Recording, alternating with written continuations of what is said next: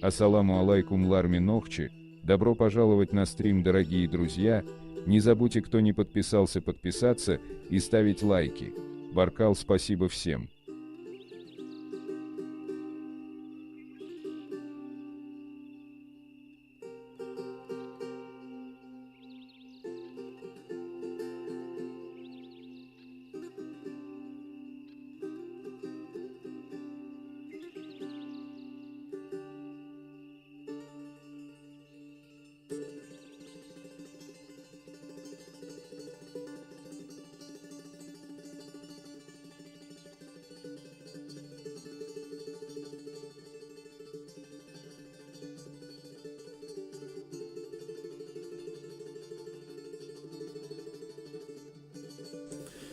Может прочитать, посмотреть. Надеюсь, что в дальнейшем мы будем все больше и больше находить важных документов о единстве и неделимости наших обществ, нашего народа. Кавказ мир. Я опубликовал, мне очень понравилось. Мне кажется, что братья Орствай написали достойную книгу, которая на самом деле показывает о единстве. Может быть, я не так понял, может быть, что-либо другое, но я так понимаю, как раз вот такие книги, они должны скреплять наш народ, наше братство и все остальное. Мне очень понравилось. У меня вообще проблема с интернетом, не знаю из-за чего, но я уже где-то с 8 часов пытаюсь его загрузить, и только сейчас смог загрузить его по мере возможности. Награждение нашего ныне покойного представителя Нохчи народа с Панкийского ущелья Хасо Хангашвили, где лично президент вручила орден почета сыновьям и дочерям Хасо Хангашвили, тоже я загружу. Наш брат прислал его. Алхамдулилlah, я, в принципе, его тоже доведу до ваших ушей. У нас, вы знаете, в последнее время активно работают ученые из Грузии. Они очень хорошо начали делиться, несмотря на все вот эти нарнийские вылазки. Они максимально пытаются нам перевести, показать и закидывать на свои каналы историю взаимоотношений между грузинами и Нохчи народом, что очень радует, конечно, потому что мы много слышали, что в Грузии есть то, в Грузии есть это и так далее и тому подобное, но в реале показать, какие же все-таки материалы есть у нас, кроме тех, которые опубликованы. Об этом мы видели как раз таки. Я сейчас тоже готовлю еще один материал по Важа Пшавела, по этому, как везде печатают, показывают, что якобы Джопола, ну, хотя это опровержение официально сделали профессор грузинского университета и лингвист. Я надеюсь, что прикрепив материал, люди поймут, о чем идет речь и все, что говорилось. Вне всякого сомнения, в этом фильме, ссылку на этот фильм я, конечно же, опубликую под данным материалом. Там говорится, да, фильм снимался на территории Ингушетии, тут никто не спорит, но в то время была Чечено-Ингушетия из-за этого. А так речь идет непосредственно, то, что написал Важа Пшавела, идет о чеченце, непосредственно, который из тейпа Майсту. Об этом тоже мы там укажем. Но я к чему это говорю, что все, что происходит в последнее время, вот эта тенденция сближения научной интеллигенции Грузии и нашей родины Нохчичу, это хороший показатель. А уважение всем тем людям, которые вне всякого там болтали о том, что мы вот такие, мы сякие, или пытались рассорить между собой чеченцев и грузин, или чеченцев, и, точнее, кистинцев и непосредственно грузин, президент государства приехал вручить, какое уважение и какой почет у наших братьев-кистинцев, которые проживают в Манкийском ущелье, приехал вручить представителю кистинского народа Хасо Хангашвили. Это очень значимо. Я думаю, что нормально знающий, понимающий человек, вы должны понимать, что в Грузии минимум от 4 до 5 миллионов человек, а проживающих кистинцев там на данный момент, которых осталось 7-8 тысяч. То есть это небольшой народ, прямо чтобы там представители, которые там могли бы как-то воздействовать финансово, пролоббировать в парламенте, председатель правительства, чтобы был кистинец. Нет. Это маленький народ кистинский, который проживает в Панкийском ущелье в последние 300 лет. Насколько они себя показали достойно, насколько они показали красоту наших обычаев, традиций. Алейкум ассалам. И из-за этого, в знак уважения, лично президент Республики Грузия приехал, чтобы посмертно наградить Хасо Хангашвили. Вот. Что мы можем сказать, что мы можем добавить? Заслуги чего? Заслуги кого? Части нашего народа, которые показали себя достойно, вели себя достойно. Они трансформировались, все это грузинское сообщество, не теряя своих родных корней. То есть не отрицая там, в каком обществе они живут, где они находятся, нашли общий язык и показали себя достойно. Я думаю, не абы кого, любого простого человека, там, это очень значимо, конечно. Этот материал мы тоже, иншаллах, опубликуем. Вот. Опять же, что касается кистинцев вообще, мы именно представители Нохчи народа и наши блогеры никогда не делили, не говорили, кистинцы это только мы, кистинцы или дзурдзука это только мы. Мы всегда говорили в историческом, в истории вообще, в древности кистинцами называли как ближних и дальних кистинцев, называли и Нохчи, и ингушей. Поэтому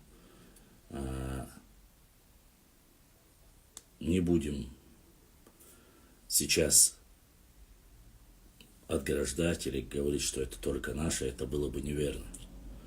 Вот, да, вне всякого сомнения написано количество людей, допустим, 1300, 1800, это были ближние кистинцы, и дальних кистинцев, то есть представители Нохчи народа, 18 тысяч.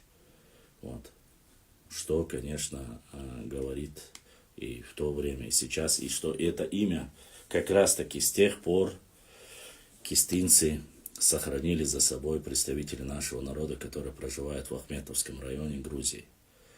Вот. Почему вот именно нашу дискуссию я вот исторически как бы начал, был задан вопрос, Кавказ Мир, один из моих братьев, в плане того, что не отступает, ва алейкум ассалам, работает, не сдается, не оставил, не опустил руки, печатает, публикует исторические материалы. Такая вот книга, которая написана, которую мы загрузили в последнем нашем ролике, она больше объединяет и вдохновляет людей на единство, показывает, что мы все-таки никогда не были разными и всегда были одним единым целым. Вот если бы таких было бы побольше, возможно, в моем понимании, возможно, никаких недопониманий не было бы между нами, между вообще кем бы то ни было. Вот.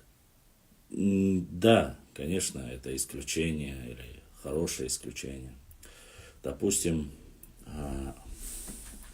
сегодня мне прислали сразу несколько человек. Возможно, это одна группа, которая там работает вместе. Не знаю, как правильно сказать, но что бы то ни было, прислали мне сообщение. Так, сейчас.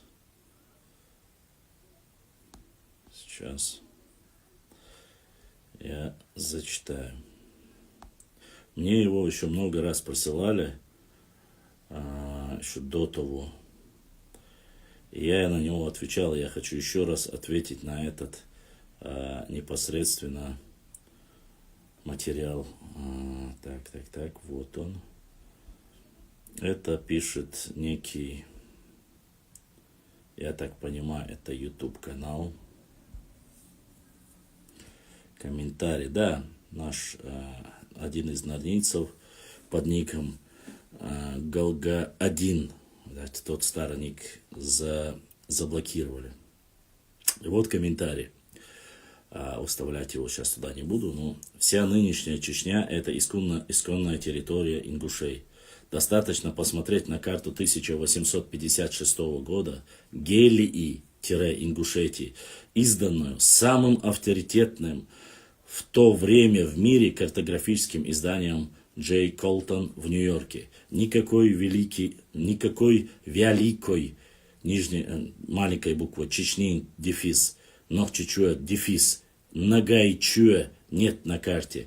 Картографическое издание Джей Колтон в упор незаметно ничего, чтобы напоминало бы о великих сырных чеченцах, нахчах, маленькими буквами, на Кавказе. Ничего, запятая, что начиналось бы на букву Ч или Н. Американцы не обнаружили среди народов в Кавказе, что совершенно естественно, потому что родина этих великих, в кавычках, азиатских нагайских кочевников, чеченцев-нохчей-кумыков, находится у берегов Орала, в Каракумах и Кызылкумах, там у себя на исторической родине, в, опять, Каракумах кочевники, чеченцы-нохчи-нахчи будут украшением тех краев и не будут считаться кочевьем без рода и племени, каковыми они являются на Кавказе. Вот карта Гелии-Ингушетии 1856 года. В отличие от этих дебилов, от этого дебила, который писал этот комментарий, загрузил эту карту, я хочу, чтобы вы понимали. Карта написана 1856 на этой карте написано. И вообще в оригинале написано 1855 год. Вы представляете, какую гадость, ересь написали. И он говорит, великий картограф и так далее и тому подобное. Я не поленился, я и в прошлый раз вам говорил. Для начала, алейкум ассалам, я начал изучать, насколько это соответствует действительности. Во-первых, в период 1856 год, это время как раз пленения Шамиля. Год пленения Шамиля. Война еще не закончилась. И тут на этот период не было на территории Кавказа ни одного американского картографа. Подождите. Я хочу, чтобы вы понимали конкретно, чтобы для непонятливых.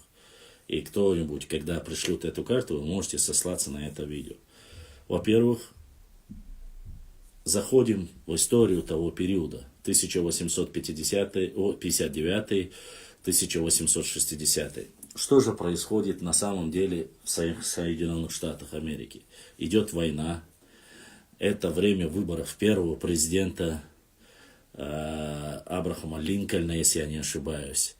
Суета, неразбериха, гражданская война между самими Соединенными Штатами Америки. Там для исследователей, для остальных работы у себя дома непочатый край. Первое, чтобы быть. Второе, проверяю, был ли когда-нибудь вообще или компания Джоэла Карлтона, Джей Карлтона, и там отец и двое сыновей вообще занимались этим.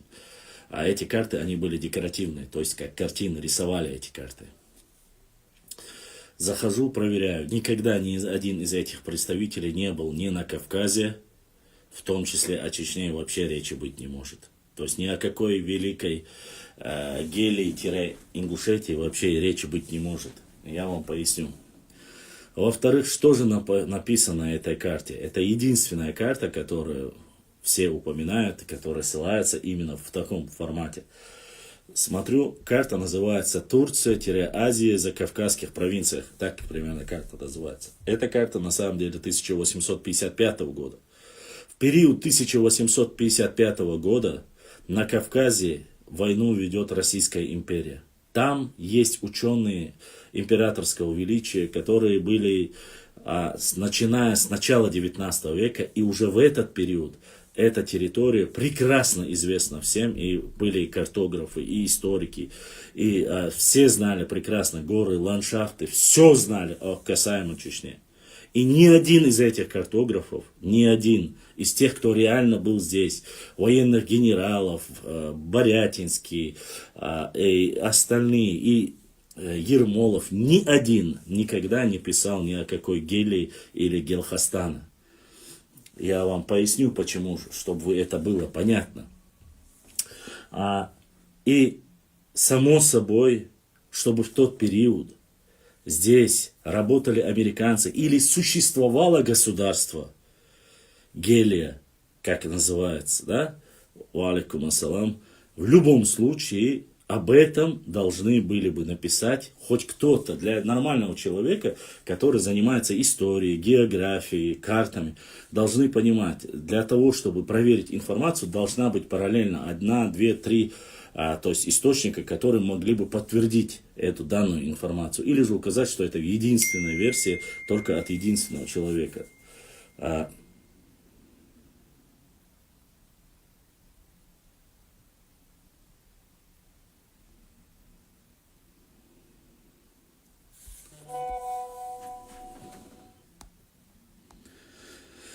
Дальше, сейчас, как раз таки, что касается, имеется в виду упоминания именно, чтобы для сверки могли быть. Но даже если есть о том, что фиксируется, давайте прочитаем, подведем тот, кто написал про гелов, прочитаем, что же было написано. Это официальная справка. Народ гелов на тифлисской штабной карте указан 198 тысяч душ. Ничего вам не напоминает сразу, да, чтобы было понятно, кто в тот период вообще был.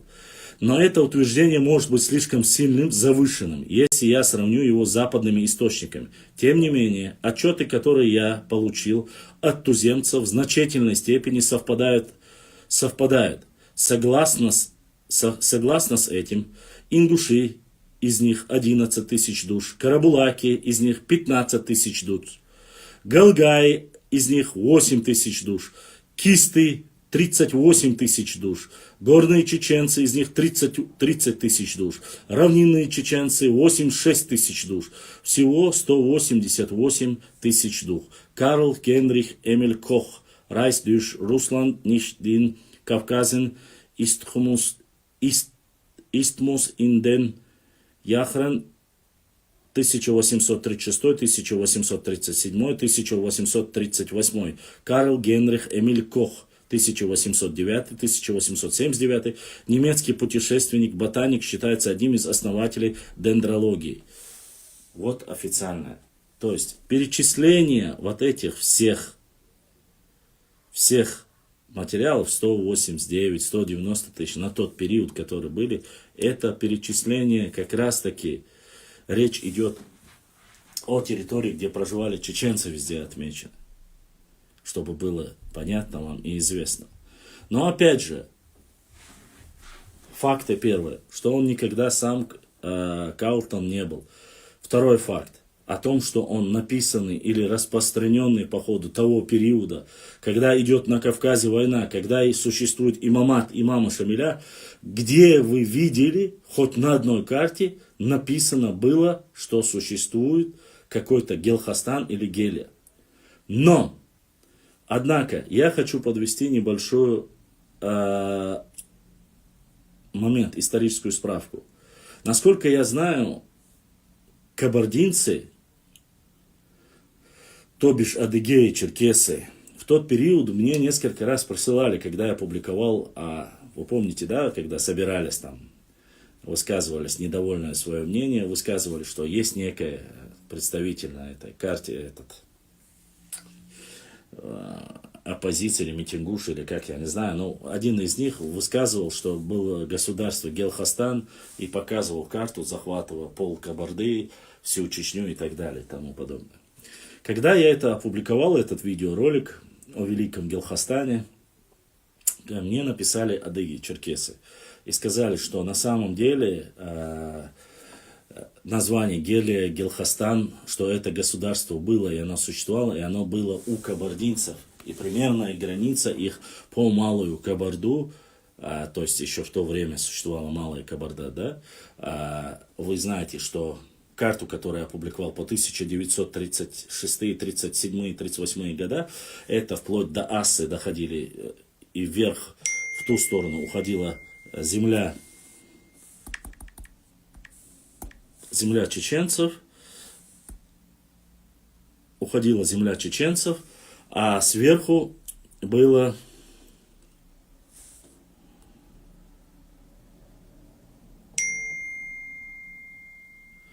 это я знаю. Это я уже позже зачитаю. Так, и чтобы было понятно, смотрите, дальше, к чему я подложу, вы поймете. Когда говорили о гелах, и он сказал, что было государство, и оно было черкесское государство. Почему я именно этот момент подмечаю? Чтобы было понятно. Человек, который написал эту карту, то есть они, само собой, взяли, это турецкая карта, с которой взяли и сделали цветную. Это называется, они называются документом, как же оно называлось? То есть изобразительное искусство, которое перенесло, то есть цветными картами определяли границы, показывали. Это занималась нью-йоркская компания братьев Калтон и его отца. Они не были, ни в коем случае не были на территории Чечни, никакой ссылки об этом нету. На территории Кавказа они не были. Тут речь идет о Турции. А Турция, как вы знаете, являлась доминантом, непосредственно являлась на территории Западного Кавказа. Вот как раз таки, видать, в период Турции они зафиксировали и эту карту нарисовали как предположение и гипотеза, предположение, что Гелхастан или Гелия они пытались указать как частью черкесов и адыгов. То есть они эту часть тоже записали как Гелия. Это вот как версия, реальная версия. Никакой отдельной, несуществующей, там, тире, вот этот балабол, который написал, нету. Ну, про кочевников, новые и так далее я не буду повторяться, потому что, что касается нагайцев, мы прекрасно знаем. Опять же, название Гелы, мы много над ним работали. Недостоверность или достоверность этого предположения, этой одной единственной карты, которая копируется там в 2-3 версиях. Но гелами себя называют и не только те, кто проживает на территории Чечни, там, допустим, или Ингушетии, обычно Ингушетии, или Кабарды. Прочитаем официально. Гелы, древнегреческое гелеты, гелаты, античное скифское племя, упоминаемые Страбоном и Плинием, входящие по всей вероятности неоднородный по этническому составу племенной союз кавказских албан, расселение гелян, Дагестан, язык иранский, религия скифо-сарматская, входит в иранские народы, чтобы было понятно. Входят в иранские народы, родственные народы, гелонцы, тапуры, марды, кадуси, будины. Этническая группа скифы происхождения индоиранцы. Я думаю, дальше зачитывать о том, кто такие гелы и кто и как себе приписывают, уже не стоит, чтобы было понятно. Конечно же, этот болтун и балабол делает все, чтобы рассорить. Он и понятия не имеет. Пишет о великом и так далее, что это великий на тот период картограф и так далее, и так далее. Но в отличие от того же немецкого ученого Коха, который написал, и вы знаете, вот этот список 111 тысяч, это официальные российские данные, которые мы зачитывали. И есть они на карте, и Семенова они есть на картах, многих картах там описывается. Здесь столько-то было кистинцев, здесь столько-то было ингушей, здесь равнинные чеченцы, там горные чеченцы. Здесь кисты, это все есть. И это есть и у биржей, и у всех остальных. Это на тот период официальная информация. Никакого государства, гелия не существовало как таковой, имеется в виду. Там, видать, то ли ошибка, то ли как-то они просто взяли турецкую карту, переделали и зафиксировали, записали его. Но факт остается фактом о том, что Гелия или Гелхастан, что это было их государством, говорят и описывают черкесы. Я, опять же, не сторонник того, чтобы приписывать к себе что-то. Один ученый пишет, что это там, допустим, индоиранские, другие пишут, что дагестанские, третьи пишут, что это ингушский, четвертый пишут, это черкесский. Турция там может, поскольку она являлась на тот период частично, по крайней мере, протекторатом над Западным Кавказом, считает ее своей, писать можно. А американцы на тот период, я опять же повторюсь, не имели никакого отношения, ни один из ученых не присутствовал на этой территории. Не забывайте, 1855-1856 год, это идет война. В Чечне идет война. Все прекрасно знают. Если бы на этой карте хотя бы было написано, что это имамат Шамиля, тогда можно было бы понять. Но когда весь мир воюет на этом промежутке, на этой клочке земли Центрального Кавказа, а это часть малой Чечни, как раз таки, и там не знать этого невозможно. Итальянские, французские, немецкие, английские картографы, военные, которые были на стороне, испанские, мы же их публиковали, которые были на стороне царской России, а в то время Российская империя была одной из могущественных государств. Освободилась.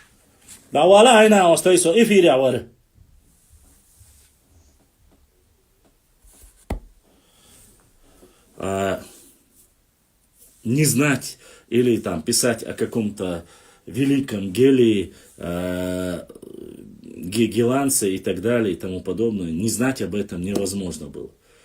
Вот, поэтому всем, кто там желает приписать или сказать, что это вот именно, ну, у нас есть, допустим, Гилн Ош, Юртивой, на Жаюртовском, Гилной, Тайпаду, ну и что?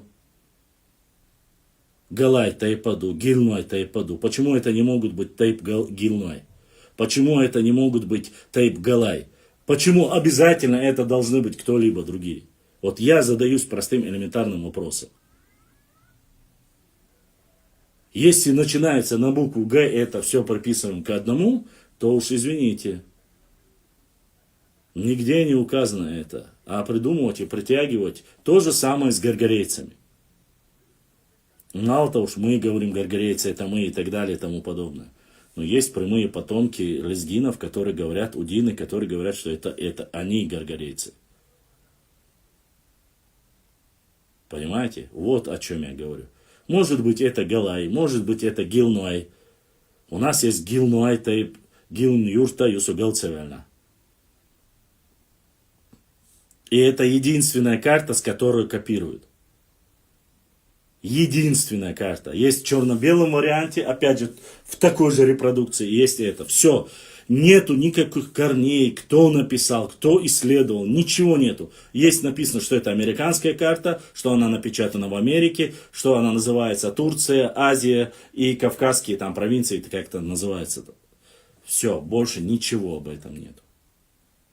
О Гелхастане, когда я написал, мне написали, что никакого Гелхастана у вас не было, что это черкесская и адыгская тема, что это у них было такое. Я не знаю, было или нет, но факт не важен. Но я знаю однозначно и точно, что в 1800 с 30-х годов, да, 39-го по 59-й год, 20 лет, пока шла война, пока здесь существовал имамат Шамиля, все прекрасно знают, на какой территории была война. Это была территория Чечни, Малая, Большая и территория Дагестана. Все. Две столицы были здесь. Как не мог американский ученый, один из лучших картографов мира, который напечатал свою цветную гравюру в Нью-Йорке в 1859 году, не знать, что это никакая ни Гилани, ни Гилани и Гилхастан, ничего подобного не было на территории Чечни. А если было, это может быть, опять же, это может быть Тайп Галной, Галай, это может быть Тайп Гилной. Может быть? Конечно, может. Почему, как ни странно, у чеченцев есть Тайп Дзурдзуки, у чеченцев есть Тайп Гилной, у чеченцев есть там, допустим, все то, что мы перечисляем на этих картах, у нас это все есть с полным совпадением. А у людей, которые одна буква только из этого слова совпадает, приписывают себе, они показывают, у нас область, село было название Дзурдзуки. Целое село в Горной. Вот я вам зачитывал вчера книгу «Дзурдзуки жили по реке Аргун». Это грузины написали, грузинские ученые. Но нет, надо оскорбить, оказать. И плюс еще, зачем, если вы так оскорбляете или пытаетесь, любой норнинец, который пытается оскорбить там что-то, сказать про нагайцев, зачем эти? Вы же в день депортации, там, день скорби и памяти нагайцев или уничтожения пишете письма, братья, нагайцы и так далее. Почему вы лицемерите, те люди, которые это делают? Нагайцы мусульмане. И они относятся к монголоидной расе. Никакого отношения, кроме того, что сегодня на территории Чечни есть 2-3 села нагайцев, которые, еще раз повторюсь, во время своего рассвета и могущества имели огромнейшие территории степные. И никто сегодня, в кавычках, который пытается их оскорбить, даже не существовал и пикнуть не мог.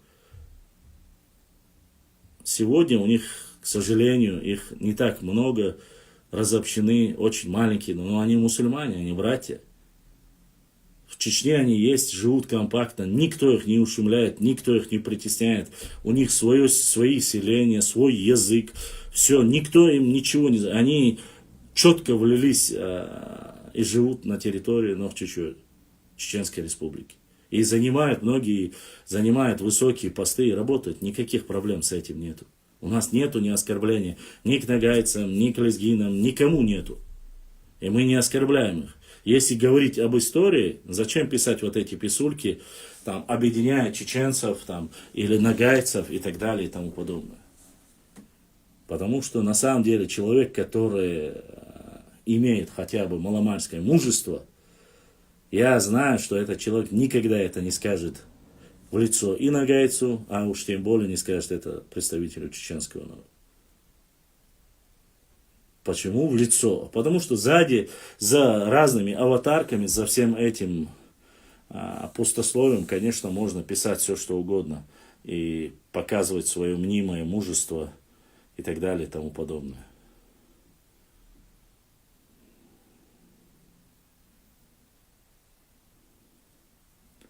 Вот.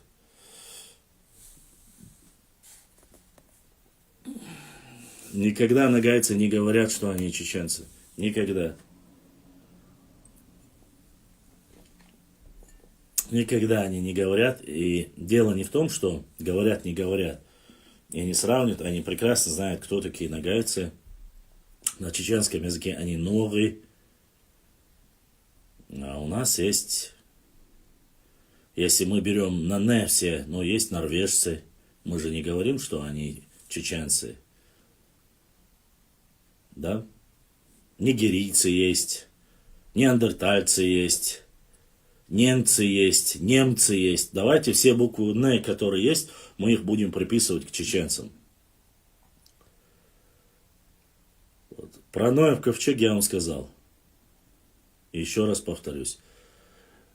Да, была такая версия, искали, пытались, но это не подтвердилось. Никакого Ноева ковчега, к сожалению, не обнаружили. Есть догадки, есть гипотезы. Все. В отличие от многих, которые пишут, болтают и говорят всякую чушь, я там был, по крайней мере. Тукум там, Шбатой, у него на фото было, как понять? Очень просто понять. Потому что в Ауховском районе, ауховцы где проживают? Там проживает Шбатой тоже. Не забывайте, речь идет об ауховцев. Все ауховцы автоматически, которые считаются доминирующим, считаются Тухумом. Туда входят. Ассаламу алейкум, башлам алейкум. Со Эшбатову. Так, я видел у тебя пост, что наш тайп Адош. Мы же... Нет, что духдахаш. Эшбатов это нахчмахкой. Сетевые шнуры. Буде нахчмахкой, бу Эшбатов. И датсись. Там было расселение Тухумюкболшунбуиш, потому что они все ауховцы. И все, кто проживает в Аухаймохка, это тайпы, которые проживают в Аухаймохке. Понимаете? То есть аух, исторический аух на этой территории проживающие тайпы. Там есть и чеберлоевские тайпы, там есть и шатоевские тайпы, там есть и нахшмахкоевские тайпы, там есть и чисто акинские тайпы. Понимаете? Вы немножко не поняли. Речь идет об этом. Все, кто проживает на этой ауховской земле, это эти чеченцы и эти. Там есть Ширди, там есть Нохкой, Ахкой есть там, Зогой есть там, Ошуа есть там, Бенуа есть там, Битруа есть там. Понимаете? Зандхуа есть там. Там, Зандхуа тоже не являются, допустим, акинцами. Имеется в виду Ахкашюкабош. Но акинцам не относятся. Зандхуа это тоже Нахчмахквай. Но они есть там написано. Чтобы было понятно, есть территория Аухаймах, которая сегодня находится с 1921 года, относится к территории Дагестана. С 1921 года. Вот на этой земле Аухаймах доминирующие считаются Эккой. Эккей-Тухум. Там проживали Гунуай, Дышни, Цуантруай, Бенуай, Битруай, акинские тайпы, Лам Эккей-Тайп, что и Пхарчхуай, Аушуай, Аккуай, Нохкуай, Зандкуай, Зогуай, Лам Эккей, Орстхоевские, Цечуай. Там проживали когда-то на этой земле, вплоть до Каспийского моря, Мелхи. Там проживали многие Ширди, Шунуай. И до сих пор проживает, кстати. Эшбатой. Это только 46 тайпов, которые проживали на этих землях ауховцев. Понимаете? Эти земли были намного шире. Они были по левую сторону Сулака, вплоть до Каспийского моря, включая остров Чечения. Вот в этой области с древних времен жили и Эккей жили, и остальные Нохчи тайпы. Но их не считают Эккей отдельно, Нохчи отдельно. Это считается одной массой. И первыми большинство, кто там был, Лам Эккей. К ним, вот я же вам вчера зачитывал это. Чеченские земли к акинцам на равнину спустились другие чеченские тайпы, которые были кровные месть и остальное. Это пишут грузинские ученые. Точно так же подтверждают. Поэтому Эшбату относится, конечно же, Нохчмахквай. Понимаете, о чем речь? Парчхуай, Аушуай, не акин. Я не говорю, что они акинцы. Эхкей тухумюкы болшбу ишхадуквахаг из непокоренных. Вы меня не слышите, что ли? Парчхуай, Аушуай, они относятся к акинскому Тухуму. Тухум, они не относятся, там нету отдельного Орстхоевского Тухума. Хадуквахаг. Это раз. Во-вторых, чтобы ты знал, многие орстхоевские тайпы, по всем источникам, которые есть, они относятся частично к акинцам. То есть, исконно из акинцев вышли, а в дальнейшем стали орстхоевцами. Это ничего нету, все мы один народ. Поэтому L3, гаплогруппа L3, есть у акинцев и есть у арсхоевцев. Одна гаплогруппа. Но там по фамилии, я думаю, вы знаете уже, чтобы я не повторял и не влазил так. Это говорит только об одном, что мы вместе и не больше. По ДК 250 лет у нас Алёша предок. Я не понял, о чем ты говоришь. По ДНК 250 лет у нас общий предок Алашвуё. Просто у тебя написано по ДК 250 лет у нас Алёши предок. Я не понял, короче. Вот. Поэтому это говорит только о том, что мы единое целое. Один народ. Ничего нового в этом нету. Если кто-то этого не знает. И если вы думаете, что относитесь, говоря, что Ахетукуму относится отдельно, ну 250 лет, чтобы ты знал, это 10 предков. 10 предков. 250. И тогда уя. 10 отцов твоих. Это 250 лет. 11, то есть 11, 12 у вас уже один отец, предок. Цантепан хошу уже автоматически. 25 лет это один предок. 250 лет это 10 предков. 11, 12 предок у вас уже один. С общим корнем. С одного места вы произошли. Ну, для тех, кто не понимает, я надеюсь, я довел до вас. По отдельности нету. И вот эти сказки, прибаутки, которые рассказываются, Харишtuй, Вожуштуй, Боша, отменить.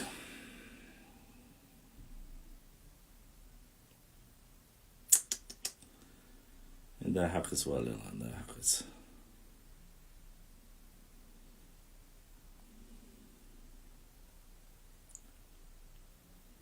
Ладно.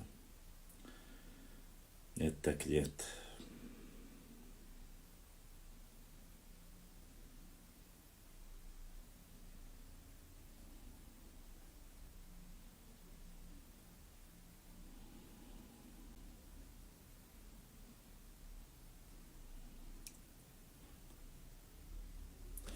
Нет, да, если брать 25 лет, я не могу брать другое, потому что здесь есть официальный стандарт, это 25 лет. Я зачитывал вам в прошлый раз официальным данным, там есть даже 20 лет. Один предок считается. Одно колено. Но мы взяли между 30 и 20, 25 среднее, чтобы было более правильно. Чтобы было понятно.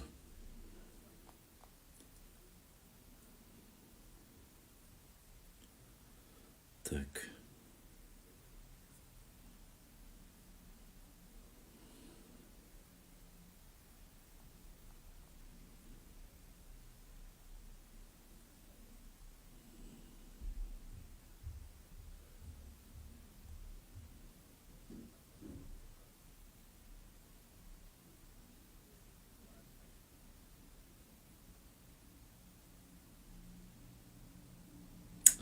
Ладно, задавайте вопросы, если у вас есть.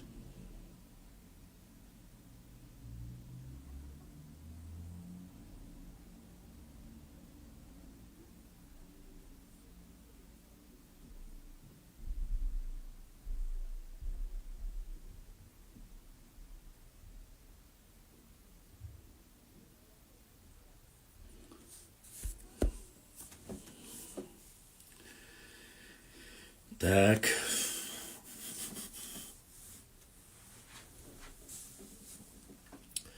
Поэтому указано на этом списке. И многие меня еще спрашивают, Трайни Шунцабина, Трайни Шунцабина. Это относительно ауховцев. И территория их земель была намного шире и больше. Аухоймахк, ауховцы. Понимание, это не только акинцы, это все чеченцы, которые проживали на этой земле. Они могли относиться к другим, допустим, это то же самое, если бы на территории, ну, допустим, чтобы вам было понятно, по сути своей, смотрите, есть дышный тайп, да? Дышный сам не относится до юра, он не относится к такому. дышный тейп. Он идет отдельно, особняком, чтобы было понятно. То есть дышный не входит в тухум, да? Мы знаем, тухум это территория одна, да? Вар, димту, это территория, одна территория, на которой живут разные тейпы, заключают союз, противодействовать или вести бизнес с кем-то и так далее. Вот что значит тухум. Это одна территория, и в этой территории общие интересы, социально-экономический, военно-политический союз, который они называются там, допустим, Шатой, Шарой, Чеберлой и так далее. Так вот, возьмем дышни. Дышни не являются, допустим, не входят в тухум, правильно? Они идут среди 10 тейпов, которые не нуждались. Однако, де-факто, дышни входят и в Нохчмаххой. Я поясню почему. Потому что они большой частью проживают в Веденском районе, земли, которые все относятся к Нохчмаххоевцам. У них там есть Дышни Ведан там, и так далее, Ция Ведан и так далее и тому подобное. И там достаточно, мы зачитывали вот эту легенду, как дышнинцы туда попали, как пришли из там Сейтумкали, перебрались, там кровное место и так далее и тому подобное. Все это есть описано. Несмотря на это, эти дышни входили в Тукум, то есть они входили в состав нохчмаххоевцев, потому что интересы, военные, политические союзы, бизнес и все остальное, они не могли вести на земле, там, где проживают все остальные тейпы, и они бы там у нас нету с вами общих интересов, мы отдельно независимы, так не было. Все были одним единым целым. То есть получается, де юра они не существовали в Тухуме, а де-факто они были в Нохчмаххоевском. Почему? Потому что часть дышни относились к Итумкалинскому району, их прародина, их земли и так далее. Но другая часть дышни, которые точно так же жили среди Нохчмаххой, они были непосредственно относились к Нохчмаххоевскому Тухуму, чтобы было понятно. Де юра Экшбатой Нохчмаххоевцы, проживающие в Аухе, де-факто они относятся к Акинскому Тухуму, потому что это земли Акинского Тухума, чтобы было понятно. Чечен Предатор говорит: Башлам, расскажи, что знаешь про Вокалана Пулада. Слышал, что один из предков акинцев, особенно горных. Это предание, да, есть предание, но давайте сделаем так. Я постараюсь собрать достаточно информацию, более полноценную. Я не хочу, чтобы там в 2-3 словах мы наберем, и я обязательно или опубликую, или расскажу. Вот. Конечно, мы можем... Сейчас, подождите минутку. Так, давайте посмотрим среди литературы. Так.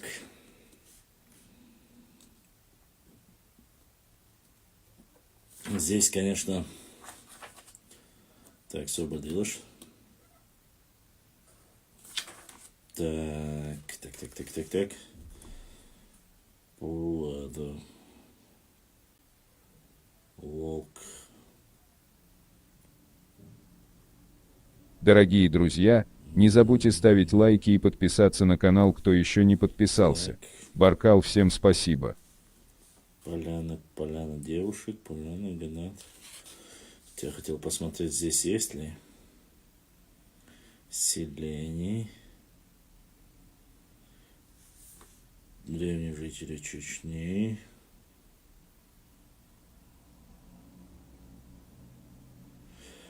Вот. Акмар захлацю, Акбергю, Акинцы равнинное происхождение, Акинцы равнинное происхождение 2, Акинцы равнение происхождение 3, Акинцы равнинное происхождение 4. Вот. А вот Пулада хляца я сказал. На этой книге нету.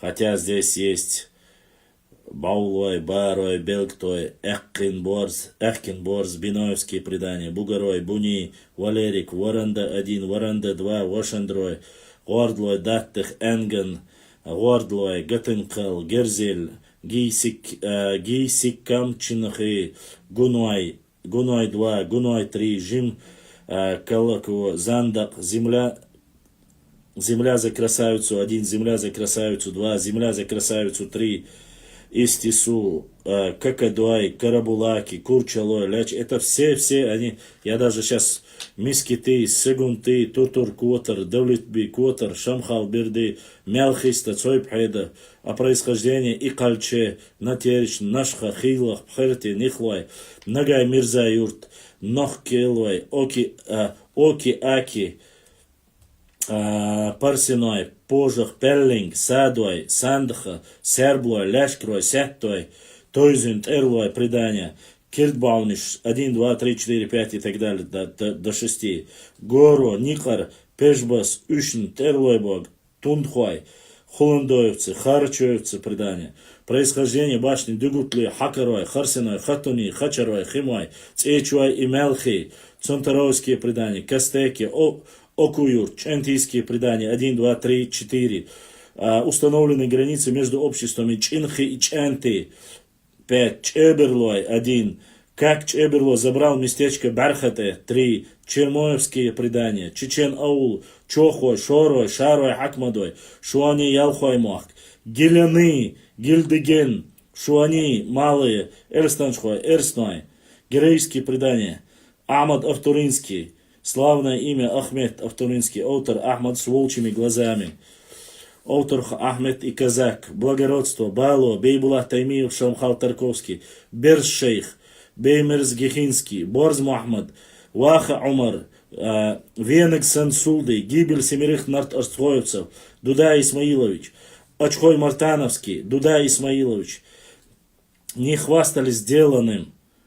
Это все название, чтобы доброе дело не пропадает. Женщина помирила мужчин. Зелимхан из Харачоя, предводитель абреков Харачоевский Зелимхан. Зелимхан и бедный мальчик. О Зелимхане, абрек Зелимхан.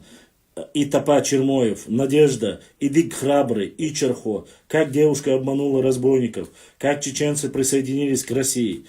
Магомед Мескетинский,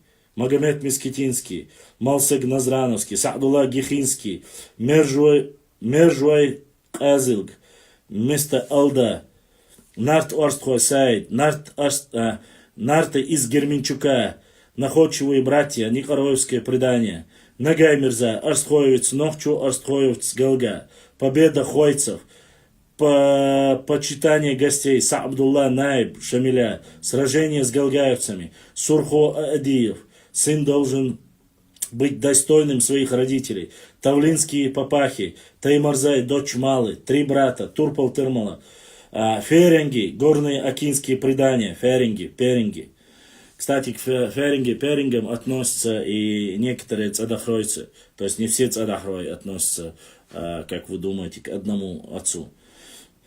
Шатоевский Астемир, побратимы, 2 побратима, Мялхистинские побратимы, о борьбе князя Дзейт Гайдаков, изгнание князей из Чечни, Муцал Исеки, непокорный Цхогал, призвание князей, пугливый князь, сметливый юноша, князья из Жима, Калку, Циеп, последний князь Чеберлоя, Чингисхан и Мамай, Рог Тамерлана, Сабля Тамерлана, Хромой Тамерлан, рассказы и казаки в Чечне, потомство Кипчи, русский бог, казак Тарос, казаки Гуной 1, казаки Гуной 2, это в взаимоотношениях, прошу не путать. Ахиев, Тамарко, Щекар и сын Бейбулата Таймиева, Гази, сын Алдама, девушку ищет, девушка Нарт, Джунит и его невеста, Мадиев Джамирза и его жена, Хажалка и Зелейха, умная жена, о вере и обычаях, нравах народа. Мультикери, все мы уздени, безжалостные обычаи, Мелхиста, происхождение Адата, старые обычаи, принятие ислама, Термолол, Бершейх, Ших Мансур, Майстинский суд, Макажойское предание, решение майстинских парней, отцовский наказ, рабы, избрание царя чеберлоевцами, Кистинское предание, битва Жополо, юрт и так далее. Это все материалы, которые есть. Книга называется, опять же, «Мифы и предания чеченского народа». Все, что перечислил, вот все, что это даже не все там. Если я с самого начала там Адское ущелье, горя 3 сестер, Гюржи, Юг, 2 братьев, их мать, Запруды, Кесарь, Черные горы. Короче, хадицам, инзриду хундол, вот. Это все есть. Это мифы и предания чеченского народа. Эштхама штукшун. Так. Вопрос. Чарли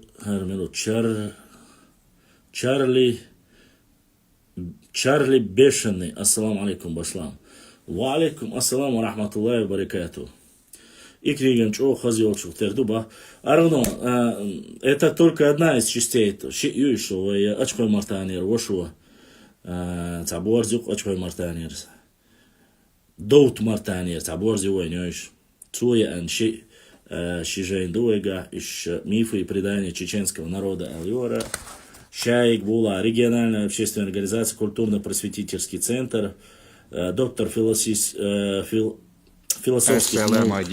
Заубекова, Яндарова, Бызова, Иве Бызов, Матушеви, Царь Масар, Цанияханю. То есть там набор всех, там моменты очень такие есть. Ой, я еще ознакомить, да и душу Масара. Тайп Зант, я слышал, имеет 4 течения гары. Мог бы ты назвать, если тебе известно, не Баркал? Зант, я шхалят, асунает Республика Ватина, мячун со страницы, я хажа, дик гары хилцаун тигасу, галсевела, цажим алсмоду мячунсу. Может, я ошибаюсь, конечно. Сунцахауни, вообще, равно.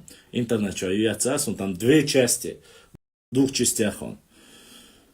Это первая часть. Сега, откуда эти предания были взяты. Но видите, здесь все-таки, несмотря, я знаю, что они называются мифы и предания чеченского народа, но вот эти взаимоотношения здесь есть все-таки, как я вам зачитаю, сражение, вот, допустим, сражение с Галгаевцем, 256, заходим, 256.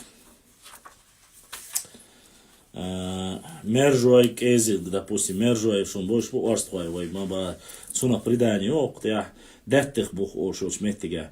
Баллы, вот смотрите, давайте я быстро, ёкка я живой. Ёкка я чуни, седаешь он. Ситуация насчет тейпа дышни. У чеченцев бытует традиция присуждать сыновьям имена в честь своих друзей. По преданию, веденские дышни немного... Вот этого я, конечно, не слышал, конечно. Ну ладно. В давние времена жил мужчина по имени Мержуай. Мержуай Казилг. Табуны его коней, которые паслись высоко в горах, охранял жеребец с 3 ушами. Сам, чтобы вы понимали, да, что это предание, мифы и легенды. Прошу не путать истории. Сам Мержуай Казилг ездил в разные места и занимался своими делами. Где-то проживало 8 ученых муталимов. Они прослышали, что Мержуай Казилг не принимает мусульманскую веру, не держит пост, не молится и содержит свиней. Решили муталимы увести его табуны. С этой целью они направились в аул Мераж. На горе Балуайлам, что находится во владениях ялхароевцев, косил сено некий Муси Юсуп. «Что вы за люди и куда вы едете?» – спросил он муталимов. «Мы едем к Мержуай Казилгу», – говорит. «Он держит свиней. Мы хотим его ограбить», – ответили муталимы и назвали себя. «Лучше вам не ходить лучше вам не ходить по такому делу, ибо вы не добьетесь своего», – посоветовал им Муси Юсуп. «Нет, мы поедем туда, и тебе выделим долю, если поедешь с нами, сказали муталимы.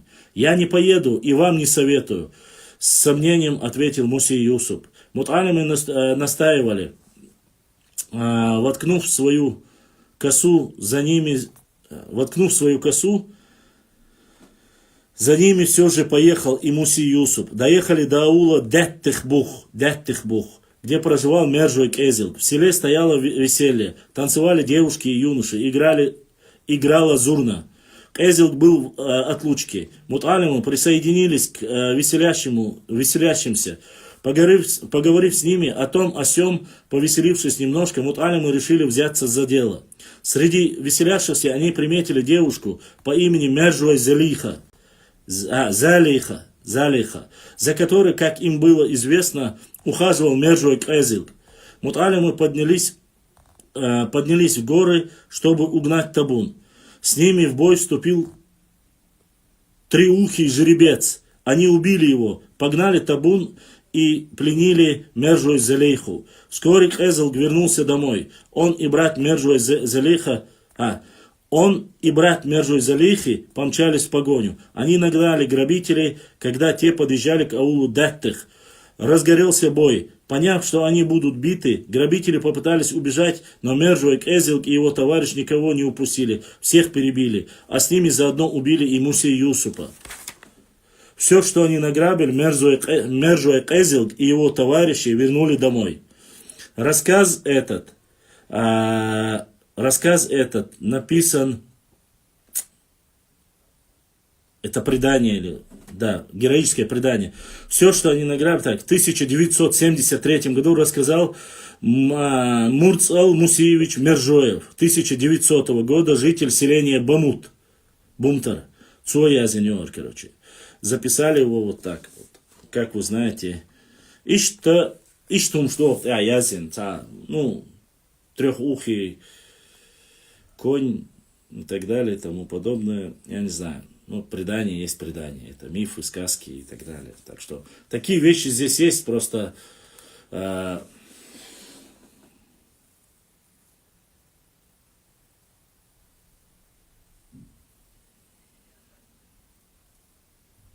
Под-то, конечно, будет много преданий. Здесь тоже есть очень много преданий. Ну да ладно. Под-то российский генерал. Там не предание должно быть, там в любом случае должно быть как минимум достоверная историческая справка. Все-таки же Под-то генерал, да?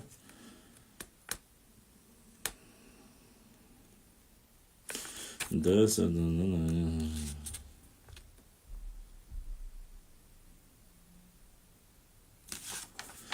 Кстати, сражение... вот.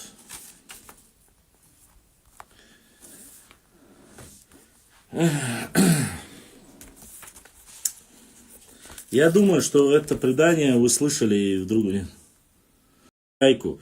Далее говорится, что в шайку его вступил молодой ингуш на статной и красивой лошади. Коня своего он выкормил, как своего семьянина.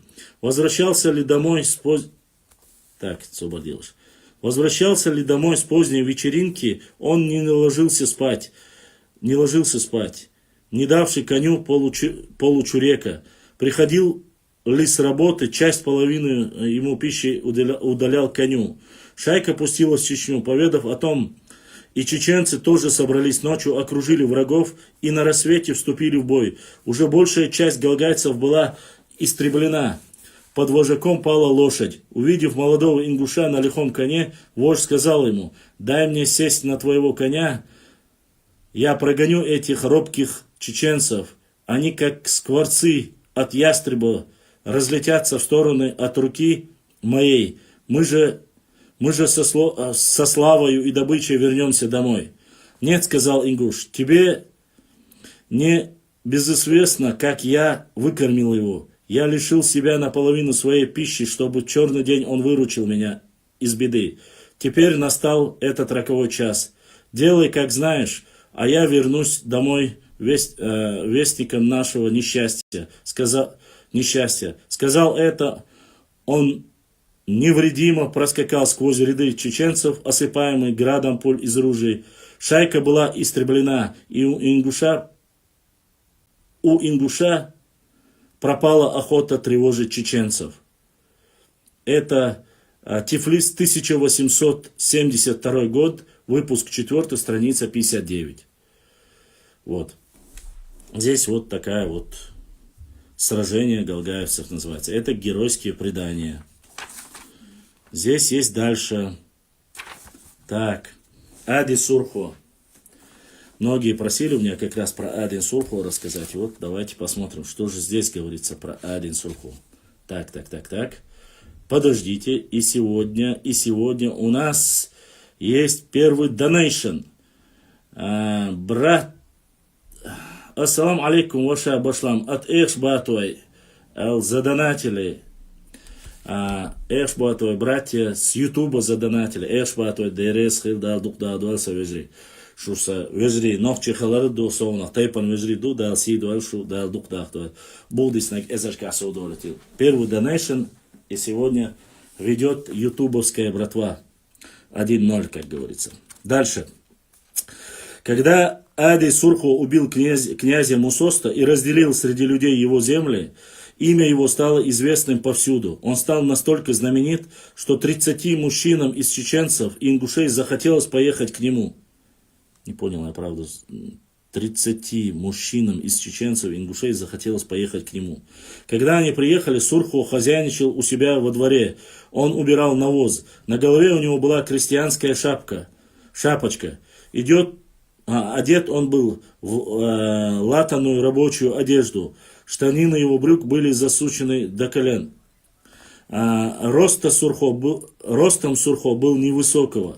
Навстречу гостям вышла его жена. Гости после приветствия спросили, дома ли Сурхо. Мы приехали познакомиться с ним. «Входите», сказала жена, «пока вы расположитесь на отдых, он вернется домой». Гости замешкались, не зная, как им быть. Сурхо воткнул лопату в навоз и подошел к ним. После приветствия, расспросив, он сказал, слезайте с коней, сейчас вернется Сурхо. Гости спешились, всех 13 коней Сурхо поставили в стойле и 13 коней. И стоили и насыпали кукурузу. Все это он делал на виду у гостей. Затем Сурхо взял у них все оружие и ввел их в дом. Дав им возможность удобно расположиться, он вышел. Пока для гостей накрывали столики для еды, Сурхо помылся, оделся в хорошую одежду и вернулся к гостям. И снова поприветствовал их. Ответив на приветствие, гости стали внимательно рассматривать его. «Это ты убирал навоз, когда мы подъехали?» – спросили они. «И навоз я убирал. И Ади Сурхо, и навоз я убирал. И Ади Сурхо, которого вы ищете, тоже я», – сказал Сурхо. Удивились этому гости, стали перешептываться между собой, говоря, что это не Ади Сурхо, что это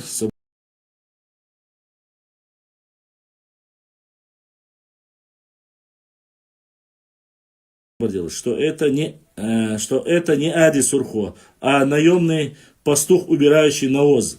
Не притронувшись к приготовленному барану и другой еде и напитке, гости встали и ушли. Когда они отъехали далеко, Ади Сурхо быстро снарядил своего коня, вооружился, прикрыл лицо башлыком и по другой дороге поскакал навстречу тем мужчинам. Догнав, он начал гонять их взад и вперед. Сурхо отобрал у них 13 коней, столько же сабель, патронташей, поясов.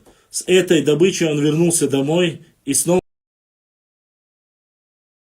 стал убирать навоз. Глубоко переживая за свой позор, мужчины пешком вернулись к дому Сурхо. Как и в прошлый раз, их хорошо встретили, приготовили барана и все прочее.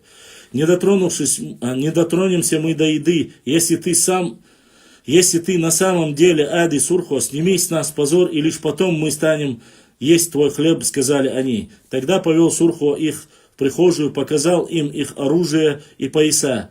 Повел в конюшню и показал их лошадей. «Теперь вы верите, что Ади Сурхо это я?» – спросили они. «Встреченный вами на дороге всадник тоже я. Огненная головешка селы, говорит, величиною всего с просяное зернышко. Что из этого? Что я невысок ростом. Я убирал навоз, так что из-за этого. Вы думаете, рука, умеющая работать лопатой, не сможет управляться с оружием?» Вопрос. Нечего было сказать этим известным мужчинам. Они стыдливо опустили голову. Рассказ 1973 года рассказал Ибрагим Завлич Гандалоев. Так что вот такой вот рассказ про Ади Сурхо. Вот такие вот вещи здесь есть. Так. İşte hadi surhol astukşun. Ve aleyküm selam.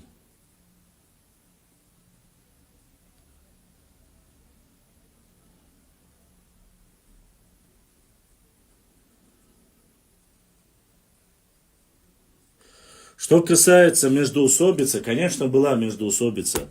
Не только я об этом много раз рассказывал, но эту междоусобицу порой понимают сегодня, как будто бы это была война между народами, между государствами. Нет, конечно, этого всего не было. Междоусобица была между двумя селами, бывало. Между двумя тейпами бывало. Поэтому все это, как говорится, показывает лишний раз. И еще один брат задонатил по Инстаграм.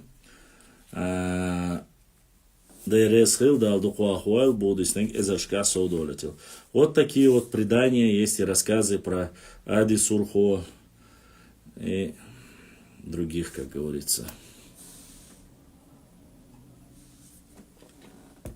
Кстати, они считаются как полевой материал, их зафиксировали.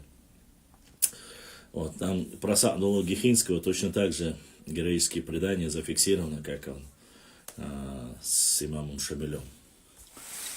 Вот. Вот такие вот дела. Есть какие вопросы еще? Задавайте. А то я сегодня вас своими материалами и историей загрузил. Если у нас в наших мифах, преданиях истории чеченского народа очень много героических моментов, исторических моментов. Вот зафиксировать их, записать их, распределить, допустим, по тем или иным историческим периодам, это все, конечно, можно было использовать. На это нужно очень много времени, силы. Здесь они просто собраны в одном, как говорится, в один столбец. Хотя мифы и предания чеченского народа называются, но там есть и предания языческого бога, мифы. О Га, некоторые, кто писал, там говорил, что Га это там пророк, Га это бог. О времена Джахилии, конечно же, речь идет. То есть, ну там с многим, конечно, не согласишься, но такова жизнь. Башлам, ассаламу алейкум, алейкум ассалам, хаттар дарса хаттал, хахат. Для этого мы проводим стрим, чтобы вам рассказывать о нашей истории, культуре, традиции, географии. Если хотите, могу карты вам показать. Если хотите, можем и ознакомить вас и ответить на вопросы, которые вас интересуют. Если знаем,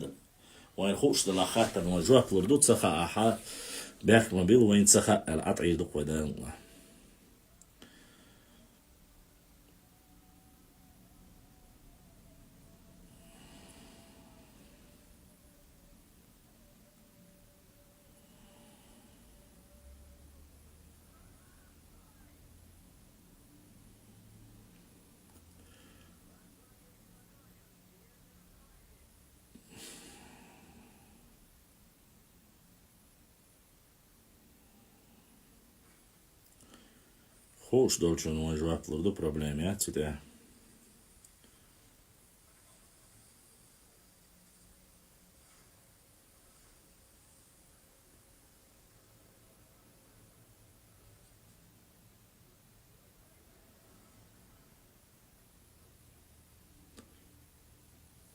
Так, дальше башлам. Тукум бош дол хал хихилlah. Ахин цахилар воли дарите. Тухом бош дол. Ну мы же, как мы можем убрать, вы понимаете? Мы можем его заменить своим, как говорится, своим словом. Башлам Хусейн Чакаев говорит по ДНК и автоусомам народы Кавказа родственные. Вне зависимости от гаплогрупп, старые гаплогруппы могли вообще исчезнуть. Что думаешь? Я, Хусейн Чакаев, не знаю, маловероятно. Я не согласен с этой версией. Такие вещи, конечно, говорят некоторые ради того, чтобы как-то это дело замять. То есть акцент раскинуть, что мы все едины, мы нет. Каждый по-своему. Да, родственные отношения были, не всякого сомнения. Что касается тухум, слово можно заменить. убрать его невозможно, потому что оно в обиходе, оно есть, оно существует.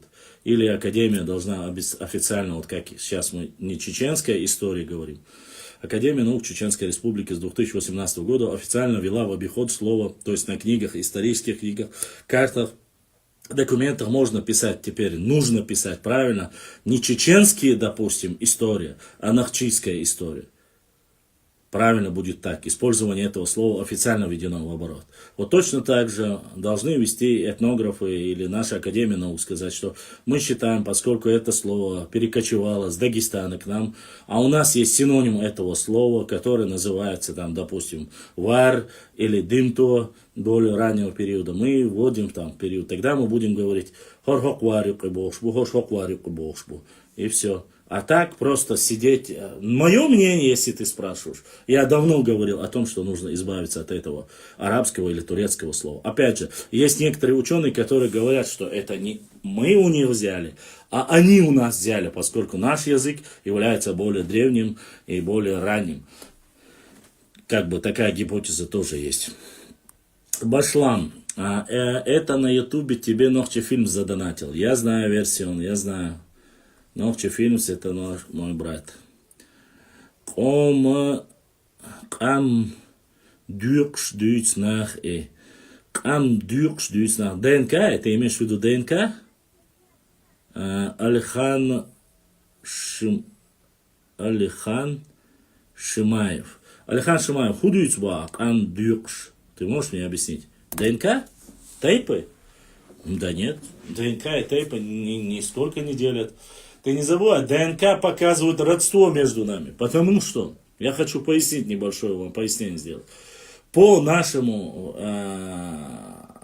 преданиям, по нашим данным, ты смотришь, допустим, я возьму вот свой тейп, да? У нас есть предание, у нас есть записанные, как бы, и у Амада Сулейманова есть записано, что Эшбатой Мулкуацеси 3 брата, по преданию. Что они 3 брата, средний Эшбато, старший Мулко, младший Цеси.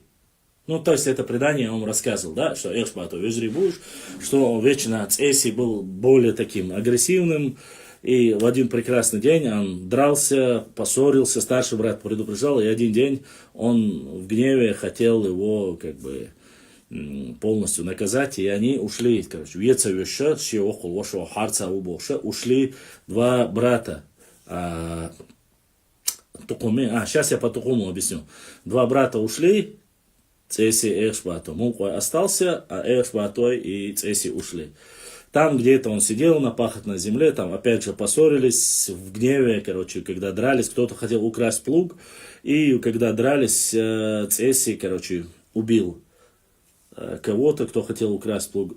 Брат Эшбато не знал этого, обиделся на него, потому что он, опять же, не послушался, он его был рядом с ним, но за то, что брат на самом деле старший оказался прав, Цеси брат отправился выше в горы, в этом Калинский, в Шаройскиров, в эту область, а Эшбатой ушел, и где гора Эшбатой Эрсной, там осел. Вот такая, как бы, миф, предание есть там, грубо говоря. Это есть миф и предание, который есть среди Эшбату, да, там одно из преданий. По другому преданию Эш и Бета были 2 брата, там разные предания у нашего тейпа, грубо говоря. Однако ДНК, если мы говорим о ДНК, ДНК показывает, что реальными братьями по крови это Уардлай, Энгнуай, Шонуай, Дишни некоторые, Цеси некоторые, и так далее. Но Мулкуай не относится. То есть у Мулкуай фактически у всех J2, J1. Вот. И они относятся к другой ветке. Однако вот ДНК показывает, просто родство показывает. Что касается Тухум, я не знаю уже. Делят. Сейчас даже это никто и не спрашивает. А Тухум Тухумаруй, Гаруй, больше. Хятанцах. В этих, в разжигании, вот в этом, если ты говоришь, что разжигание, вот, внутренний сепаратизм, видите, внутренний сепаратизм,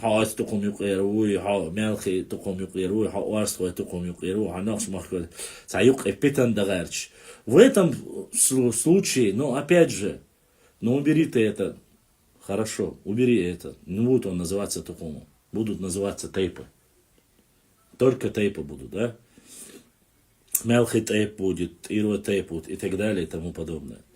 Регулирование там смотрели, там есть некоторые моменты по тейповым, очень сложная тема там есть гары некие, которые не хотят быть, допустим, мне вот много раз я разговаривал с Тирой, да, некоторые Тирой говорят, что они категорически против того, чтобы их называли тухумом. Он говорит, не тухум, мы один тейп, то есть все тейпы, подразделения, которые есть в тухуме, допустим, варе, терлуай, они говорят, что это нет. Это все терлуай, а это не гаждуешь, короче, это не отдельные тейпы. Но сами представители этих тейпов, терлуай, они не согласны с этим. То есть есть среди них те, которые говорят, да, терлуай это главное, но терлуай тухум юкаду, но то же самое и у мелхи. У мелхи, вот Сигаури Ильяс четко описывает, что они являются тухумом, и среди них много тейпов. То есть это как бы придает, наоборот, важность и статусность того, что нежели чем один тейп, много тейпов и вардуха алар, я не знаю. Честно сказать, как это иначе объяснить, я не понимаю. Ва алейкум ассалам, Негхо, 95. Ну, они не согласны тоже, Тирой не согласны. Допустим, ченты говорят, мы не разные, мы все цаченты, тухум ченты даст. Ну, это зафиксировано. И с научного оборота это убрать я не могу, допустим. Я предлагал людям, которые мне приходили, говорили, тухум даст, вар даст, там, допустим, шадер сатейпду, ну, грубо говоря, да, я говорю, окей, никаких проблем, на общем собрании соберитесь, скажите, что все больше нету таких там разных тейпов, есть только один тейп Терлуай, и все. Тот Эрло тейпанду, это не эрду али. Зафиксируйте это, Альшена. Они не могут. Они не могут. Почему? Потому что нужно договариваться, допустим, джим тейп мадацит, Эрлой дац, мелхи дац, джим тейп. Варба, угдосам, дукка мадацит, дирбер.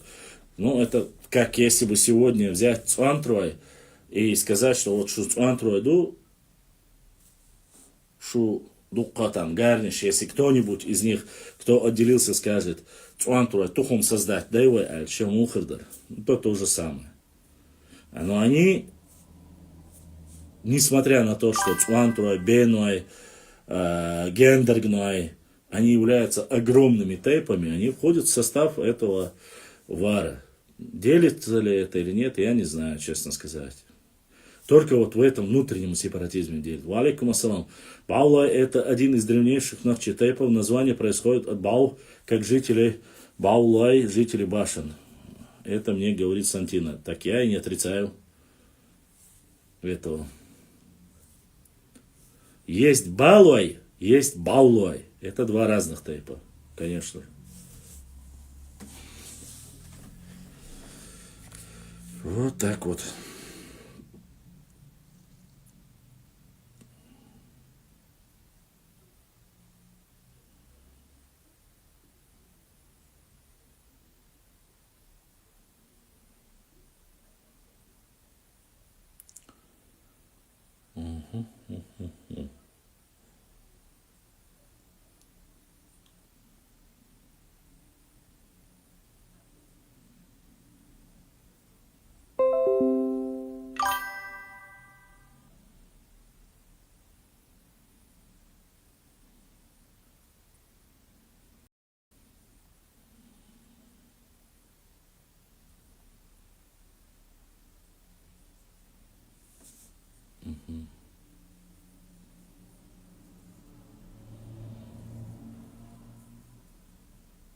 Все понял, Сантина.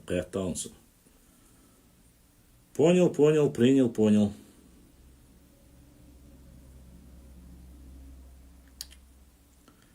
Опоздал, боже, без чудес.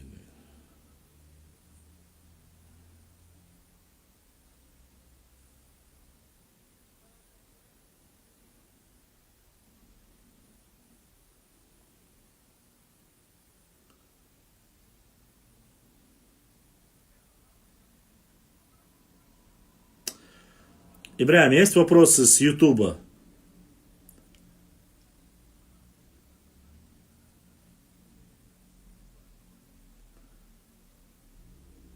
Нет, Воша, если бы было, я бы сказал. Сегодня 2 человека задонатили, и я сказал, кто это. Больше ничего не было. Ничего, вы да, сам скрывать дешь, да? Свой хакача, ошун там с этим. Я наоборот всем пытаюсь всех отблагодарить по максимуму, если вариант хочу. Так.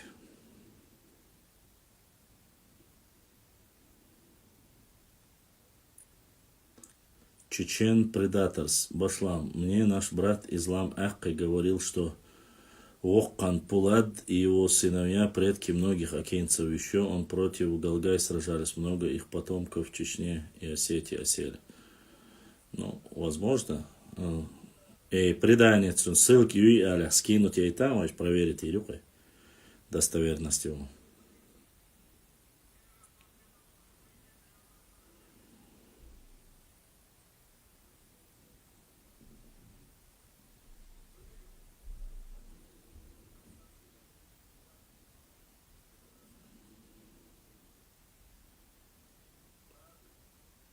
Увы, тейп нагнать книги я сделал.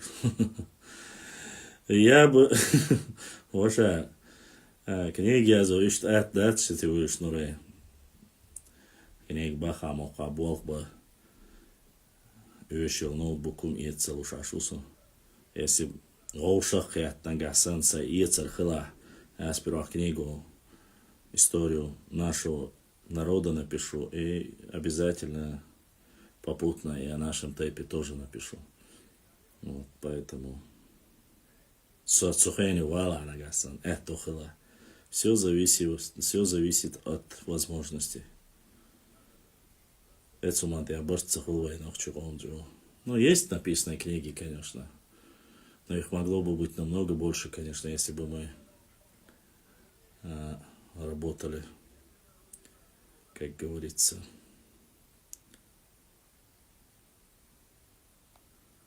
максимального блага. Башлам, ассаламу алейкум. На русский язык слова тейп, тухум, гар, вар, цид. Что, издеваетесь, что ли? Каждый день одно и то же? Тухум. Это русским языком. Тейп – это кровно-родственные, связанные, кровно-родственными узами связанные фамилии. То есть 1 или 2, вот что значит тейп. То есть это родственники друг другу, двоюродные, троюродные, четвероюродные, да, братья одной крови, одной, то есть происхождение от одного. Цантейпан хабюрнах ушу. Тухум – это люди и союз людей, которые проживают на одной географической точке, то есть в одном районе, допустим. Вот. Гар, вар – это гар. Но вар – это то же самое, что и тухум. Это не надо спрашивать. Гар – это среди одного тейпа есть, допустим, 2-3 брата. Один Мухаммад, другой Ахмад, третий Ислам. Один будет Махмудов, другой будет Ахмадов, третий будет Ислам. Вот, и каждые гары – это от одного отца идут разные гары. Но все они одного тейпа. Вот. И, я думаю, что одна кровь, что тут объяснять. Я об этом миллион раз вроде бы написал, это все есть. Я не знаю, простыми словами это будет так.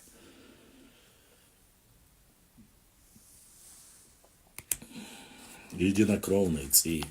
Единокровный обозначает.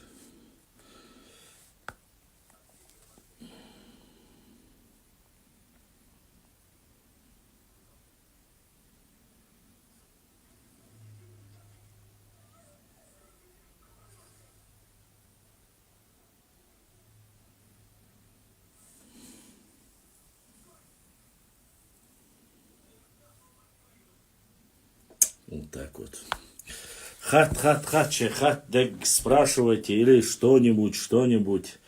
Если что вам нравится, что вы хотели бы узнать, что вы хотели услышать. Если у вас есть, если нету, то у нас, как говорится, чтобы мы не тратили Я лег спать вчера таган, искал материалы, читал после нашего вчерашнего эфира. Массу цунтеа болбеш. Мне не хватает ни сна, ни покоя. Массу хумсай телефон каре анча чактакаш решусу. Цунде шейхатта ждала. Жри. Массу хумана щещи там не безгранично, как говорится. Если вам считаете, что Таня Хутюа дуя хедек алхиета, ой, хедат на сегодня дадёрзит ардуй, и постараемся завтра сделать эфир. Хотя я очень сильно сомневаюсь, в воскресенье обычно он не оставляет у меня телефон, забирает его. Вот. Раньше они были, конечно же, были у меня. Здесь раньше были Лем, Шалинский, Лема, красавчик, брат, он помогал мне очень. У него бывали старые книги, из-за этого материал мы брали и публиковали. Другие там, Шаройский, брат Омар был. Ну, Бякхан московский наш братан тоже помогал по мере возможности. Все они сейчас у меня как бы занимаются своими делами, ищутся хуцер, эфире бахкча, они-то пытаются всяким образом помочь. А так, Ганс Гейнс Гудриан. Ассаламу алейкум, башлам алейкум. Да, это бойлха. Язди часохер дац боклюха. Ой, язу лишун да, Ганс Гудриан. Ой, ниц кочи. Иншаллах, я залишу. Материал у нас есть. Будем делать такую книгу, которая воистину будет отражать историю нашего народа, без всяких этих нарнийских, предательских и лизоблюдских, чеченоговорящих и не только, и чечено-ненавидящих писак и журналюх, которые вечно пытались хоть какую-то книгу засунуть в свой бред, показать свою ненависть к нашему народу, презрение к нашему народу и хумадочь объективно о нашей истории, да, язур, хаусарам дувай карьян хумхла. Так, ассаламу алейкум, бахельдер, уборзу, ва алейкум салам, ассаламу алейкум, башлам, ва алейкум ассалам. У Арства есть основания говорить, что они являются отдельным народом. Нет. Хакр 5. Я не видел этих оснований, кроме личных амбиций, честно сказать. Оснований нету. Это то же самое, если бы на сегодняшний день, допустим, Нахчмахква сказали, что Нахчмахква это отдельная республика или отдельный народ. Если бы Шатуа сказали, мы отдельный народ. Если бы Чеберлай сказали, мы отдельный народ. Шаруа сказали, мы отдельный народ. Эккабу сказали, мы отдельный народ. Вот как ты себе это представляешь? Вот такое же основание говорить. Конечно, нет никакого основания. Никакого основания нету. Все есть, как говорится, четко и понятно. Мы один единый народ. Для меня, я, по крайней мере, не видел ничего такого, чтобы можно их было назвать отдельным народом. Что мы все одно единое целое есть, и их достаточно. Путник 78 пишет, я задавал вопрос, почему не отвечаешь, брат? Путник, смотрим, задавал ли вопрос Путник и приходил ли ко мне? Путник, ни один раз не дошел твой вопрос, чтобы тебе было понятно. Смотри, я спускаюсь и вот буквально на первые вопросы, которые есть, начиная от Асхаба 62-69. Так, смотрим, Путник и Тамерлан присоединились. Ассаламу алейкум, хатар дарса, все. Дальше Чечен-предатор, дальше Алихан Шимаев. Башлам это на ютубе, это я зачитывал. Дальше смотрим. Тухум написано, Тухумбах ас написано. Турпал Али Ос пишет. Ассаламу алейкум. Саваш баулуаш лец тайп дойзим, баулуай тайп дойз ассунах лец язайна. Хоквой страницы тяцажим уалис чани каруждушун. Нохчиву тайпан ошкерами бу так. Сантимна вопрос, Чечен-предатор вопрос, сетевые шнуры вопрос, правда важнее вопрос, Гейнс Гудриан вопрос. И вот я дошел до этого места, где ты пишешь, что ты задаешь мне вопрос, и что я якобы не отвечаю. Поэтому нету никаких никакого вопроса, на который бы я не ответил. А то, что они в переписи 1886 года их записывали наряду с другими народами как народность, это можно считать фактом, чтобы... Нет, конечно, нельзя. Могу пояснить тебе. Во-первых, тем более в 1886 году. Это конец 19 века. Чтобы у тебя было понятие. Когда приходят на Кавказ русские, первые источники записывают, валикум ассалам, первые источники записывают всех нас, проживающих на этой территории, говорящих на одном языке, называют нас один-единым народом. Но поскольку этот народ на этой территории невозможно было, когда он был единым целым, невозможно было ни победить, ни покорить, начали делить по кускам и дробить. Началось все с западной части, не с восточной, а с западной части. И вот так пошло-поехало с, грубо говоря, 17 века. Сперва отделили одну часть, потом хотели отделить вторую часть. Если бы дальше бы пошло, и, конечно же, как раз таки, возможно бы, следующими могли быть эхкой, следующими могли быть мелхой. И вот так по очередности, шатой отделить, сказать отдельно, и тумкалинцы отдельно, шаройцы отдельно, дабы поставить туда своего наместника и управлять всеми этими территориями, назвав их отдельными народами. Ну, в конце концов, это закончилось ничем. То есть, вначале они попытались, а потом, в конце концов, даже во время Кавказской войны, когда и имамат Кавказа Шамиля, теократическое государство, было и существовало, Уарстхуа и Нохчи все были одним единым целым. Но когда они узнали, каким образом можно разделить их, язык один, культура одна, традиции одни, они начали уже делить по тейпам. То есть у нас же всегда есть арсатейпан, первый хавал ру, первый хавал ру. У нас вот эта вот ментальность наша, она очень сильно чувствуется представителями другого народа. Ну, допустим, сейчас я поясню. Если я, допустим, да, миллиардер, первых, кого я буду подтягивать? Родных братьев, сестер, да, всех, кто закончит, потом двоюродных братьев, потом троюродных братьев. Это у нас такой родовой строй, родовой обычай, такой, скажем, у всех, и у Уарстхуай тоже. И поэтому для Уарстхуай ближе не, допустим, Эшбату, не, допустим, Цуантру ближе. Если бы государственное мышление, как у народа, уже более сформировалось, и мы были бы более бы крепкими, мы бы думали о государственности и о нашей нации, грубо говоря. А когда ты только на становление вот этого государственности, институтов государственной системы, у тебя так бывает. Моя семья, мои двоюродные братья, мои троюродные братья, мой тейп, и дальше идет мой там, допустим, народ. Уже последнюю очередь толкает его. Вот поэтому мы всегда выбираем, и если живут, допустим, Уарстхуа живут отдельно, Мялхи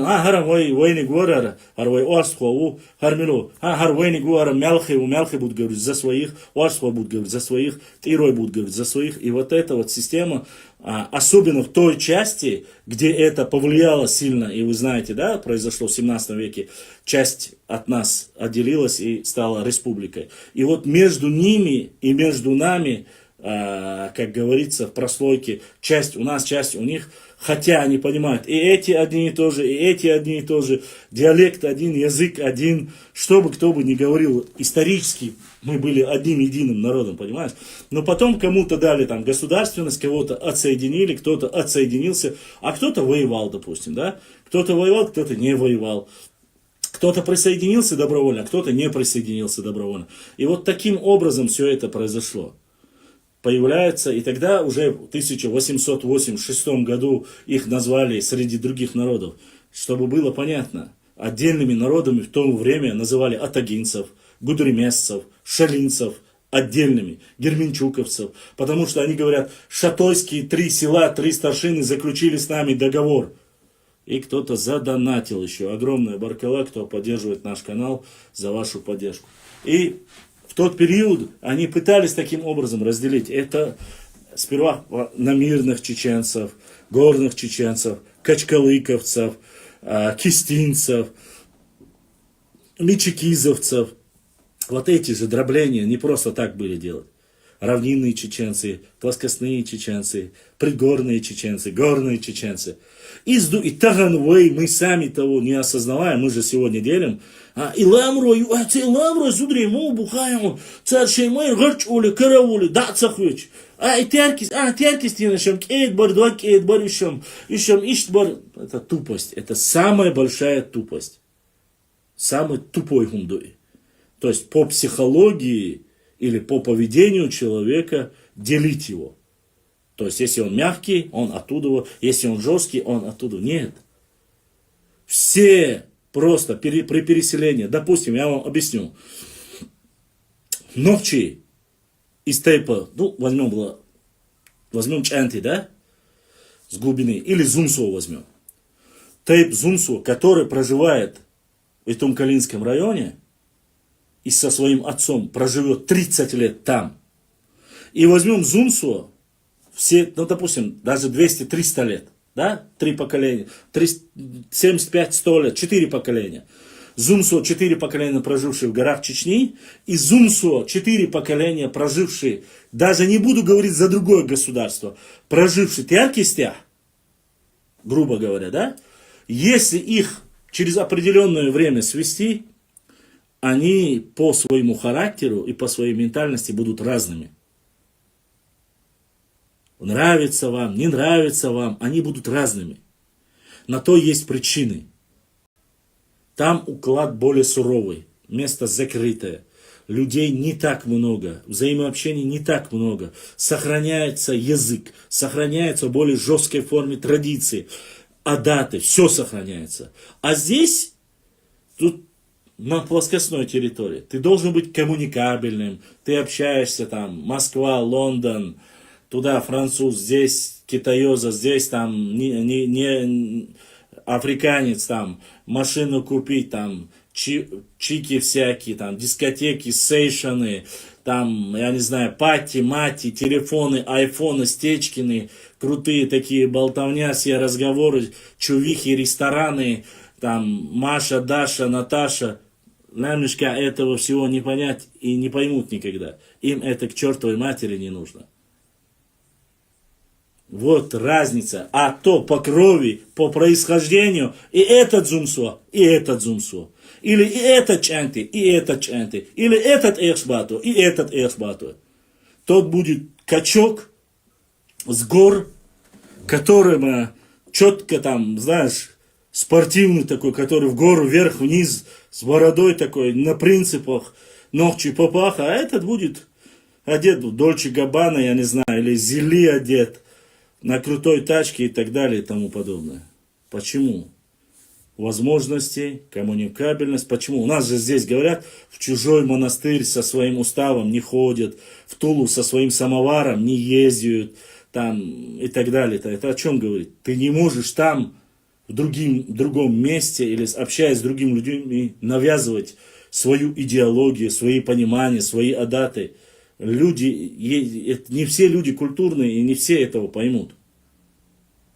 А там ты хочешь, не хочешь, ты в своем котле, ты должен четко исполнять, сдерживать свои традиции, эмоции, то есть ты должен жить по этим законам. Ты не имеешь права поменяться. А чем дальше от сердца, как говорится, тем уже здесь чуть можно, здесь не заметят, здесь Ваня, Петя, там, Саня, Санчос, Дон Хуан, Маринос и так далее и тому подобное. Здесь разные люди, никто не узнает, что я там Нохчу, Усо, Чечендер, Усо, Цанна Хуардац, Нега, там, Шпак, Насвай, Сигарь, Мангар, туда-сюда, Оля, Даволу. А юртах в горах это не прокатит. Оқстаг вош халгат вез ха эйлвар мет шабеш хайниш бу гыл клил диез ха тезиет во вез ха вельч еца декал веш езиалич дайсай, это ты должен соблюдать. А тига мичо, да вельче урвацо, пойдешь там, да упокой души, царство небесное бош, лилар мавацо. Вот это и есть разница. Хотя и там, и здесь одни. Хокабеш ногчи бу, еще ногчи бу, сам тайпон бу. Но разные они. Разные они в поведении. Один тейп. И даже в говоре, если пройдет 4 поколения, плоскостной, ногчи там, да, будет говорить на другом диалекте. Я разум сову. Ну, допустим, хильдияры, которых я знаю, грозненских, говорят чисто, без всякого акцента кистинского. Ног чему отбьются. Но я знаю других хильдияров, которые живут в Панкисе. У них акцент есть, у них кистинский акцент, говор есть. Вот это все равно. А из-за хильдияру, гора хильдияру. Хар всю жизнь гала айну, вот всю жизнь в Панкисе айну. Вот и разница. А вот цаутер, да ишь цабутер. Вот так что, я думаю так. И 1886 год это всего лишь дата и цифра, когда кто-то написал в книжке, что это якобы отдельный народ. На самом деле нет. Все мы одно лицо и одно целое. Это же показывает ДНК. Самое важное, генетика показывает. Языковая культура показывает. Архитектура показывает. Одежда. Все это показывает. Внешне мы похожи все. Я не имею в виду как копия, а так типаж кавказский. Так, так, дальше смотрю. Ассаламу алейкум салам. Орство есть отдельным народом, я сказал. Имею в виду документальное подтверждение тому, чтобы операции нету. Ассаламу, брат, уже 2 раза отправлял. Не видел, так ответил. Значит, связь, извини, брат, сейчас попробую еще раз. Хорошо, попробуй. К номеру записывали атагинский народ. К примеру, записывали атагинский народ. Мы-то знаем, что нет, и не было никакого атагинского народа. И жили, и живут чеченцы. Абсолютно верно, Сантина. Ассаламу алейкум, рабашин. Так, я из Ауха, родовое селение Кишен Аух, тейп Аушвай. Есть информация о происхождении моего тейпа. Аллах резхил за твою работу. Аушвай, еще раз повторюсь, про тейпы я пишу статьи. Они относятся чисто к чеченскому тейпу. Аушвай, они относятся... Парчхуай, Аушвай, Согелсевелля, они относятся по идее, они должны относиться к орстхоевцам, но, насколько я знаю, это вкратце, дальше я обязательно напишу про этот тейп, имеется в статью сделаю, я и так про ауховские тейпы все и так делаю статьи, публикую, чтобы и красный горшок, и хапизовщины знали.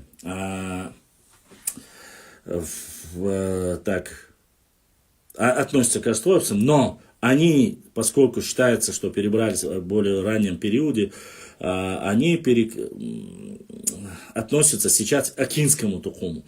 Но еще раз хочу повторить, что есть тейпы, орстхоевские тейпы, которые, я говорю по официальным данным, по книгам, где есть четко указано и по ДНК генетике, где говорится, что этот орстхоевский тейп имеет изначально корень акинского, идут из акинского тейпа, лом эхки, то есть они оттуда произошли, но потом стали одним единым целым и стали орстхоевцами. Есть такие тейпы, и не один. Указывать их не мое дело, честно сказать. Он дальше.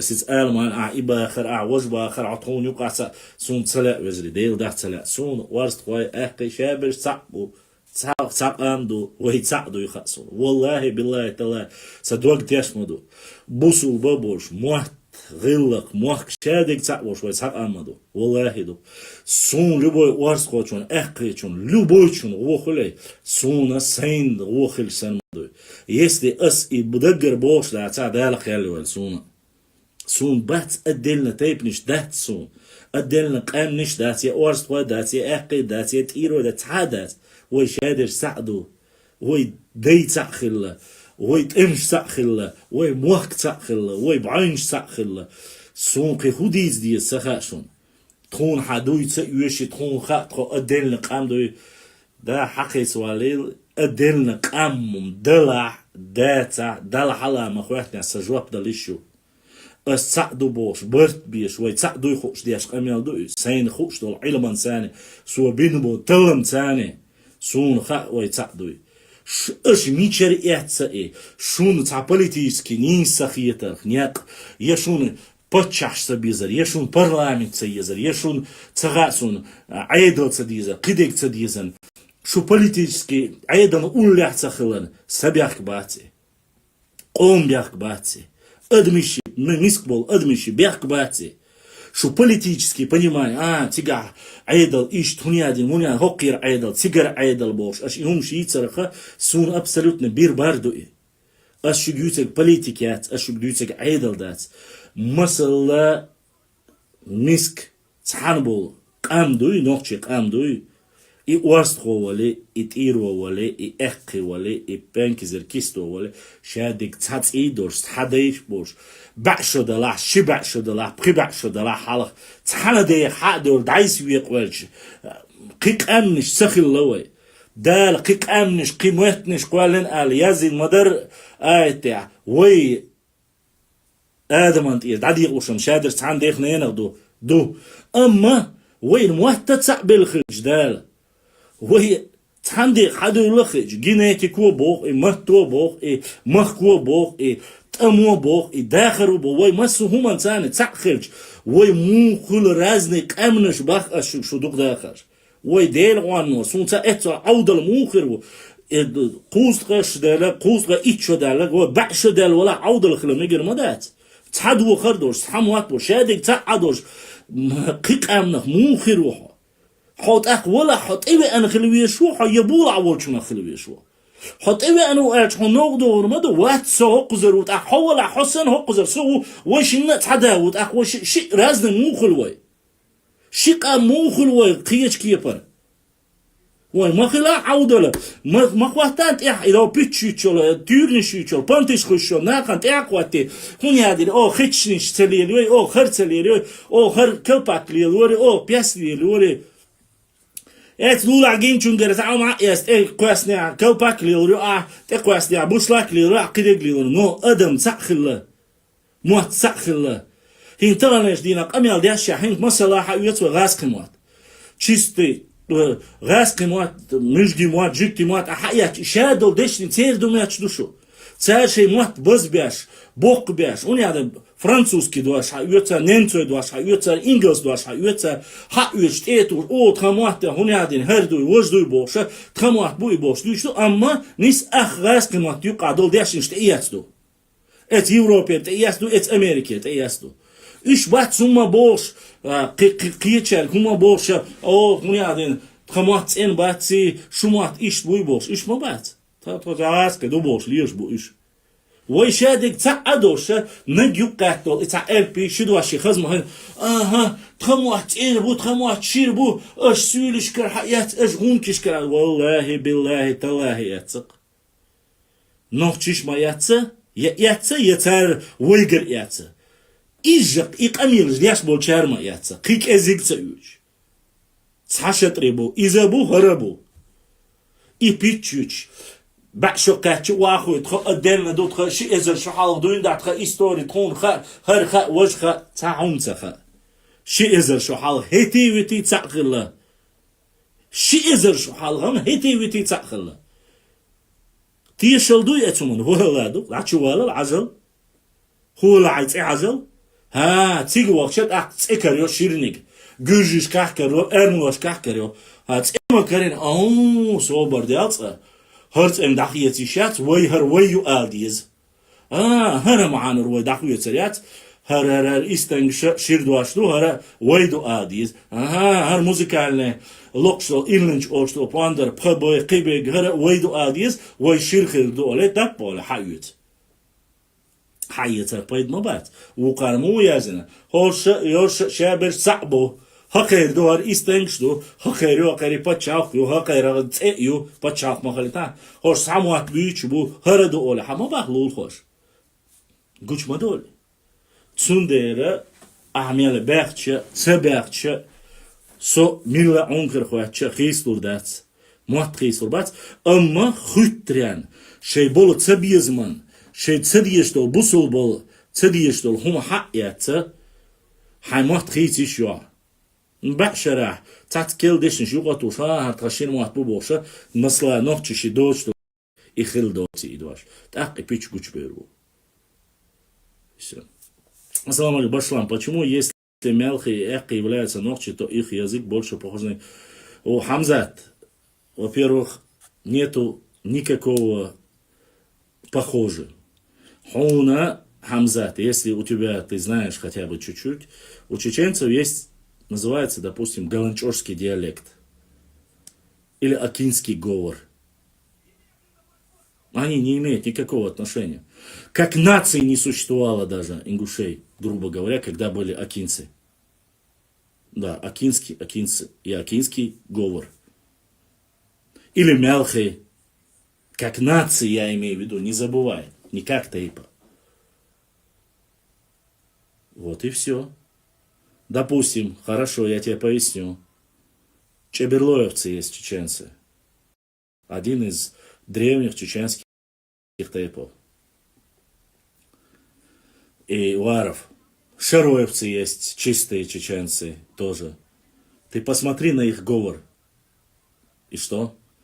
Диалект. Ну, допустим, чеберлоевский диалект один, шароевский другой, шатоевский третий, галанчожский четвертый. И все. У настоящего языка должны быть разные диалекты, говоры. Когда они у тебя есть, то этот язык богатый и древний. Когда у тебя нету никаких диалектов и говоров, то ты сам являешься диалектом чьи-либо языка. Я в данной ситуации не затрагиваю соседей, мне дело нет ни до языка, до истории. Но я тебе говорю, вот ты написал вопрос, я тебе отвечаю. Что у Мелхи, что у Тирвай, что у Мулхуай примерно, или Шатвай, говоры, наречия и диалекты. Одного единого языка. Назови какие-нибудь, ты говоришь один язык, нету одного языка. Это все один язык. Спокойно понимающий, каждое слово понимает, Нохчи понимает, который говорит Мелхи, Тиру, Эхи, любой человек. Корень этого слова, это единый чеченский словарь, в нем есть это слово. Все. Как ты не понимаешь это? И еще одно. То, что ты говоришь, говорит не о том, что это разные народы, а говорит о том, что мы когда-то были единым народом. И часть нашего народа стала другим народом. Нашего единого народа. Джурджуков, кистинцев, без разницы.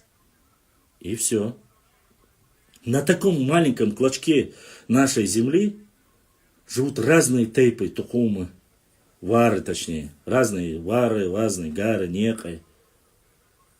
И такой богатый язык. Потому что есть диалекты. Есть кистинский, шаройский, шатойский, акинский диалект. Ты не заметил, что есть, смотри, есть лом-экки, а есть акинцы. Лом-экки являются тейпом, а акинцы являются тухумом. И между ними это одно и то же, в принципе одно и то же, но среди акинцев есть и другие тейпы, которые не акинского происхождения. Допустим, астхоевского. Да? Да, сегодня, которые находятся, корни находятся. То же самое. Кыгмомадац. Допустим, у нас есть чисто ногчий тейп веппи. Это наш ум. И всегда на протяжении всего времени веппи вой ложку. Вой ногчий тейп ложку. И они записаны и у Сулейманова у всех. Но есть тот же самый братья им по крови, которые называют себя хеппи. И они ингуши. Эти чистые ногчи, а эти говорят, мы чистые ингуши. Эти говорят на одном диалекте, а те говорят на другом диалекте. Эти разговаривают на чисто нохчмахкоевском диалекте в основном, или акинском диалекте, грубо говоря, акинском. Не лам-акинском, а акинском. Потому что они разные тоже. А эти говорят на, допустим, акинском диалекте. Не акинском, а галанчорском диалекте. Вот и все. И это я рассказывал много раз. Если вы это используете, пытаетесь использовать как орудием или считаете это достоверно, ну это вы лишний раз только позоритесь. Я не тебе конкретно, Хамзат, говорю, а тот, кто это пишет. И все. Büyüstek хылшу дал юзил маршио. Башлан эфире вал эхто буй. Эфире вал эхто бух. Башлан почитал о том, что объяснил, но теперь у меня может. Диана, я закинул ролик, можешь посмотреть.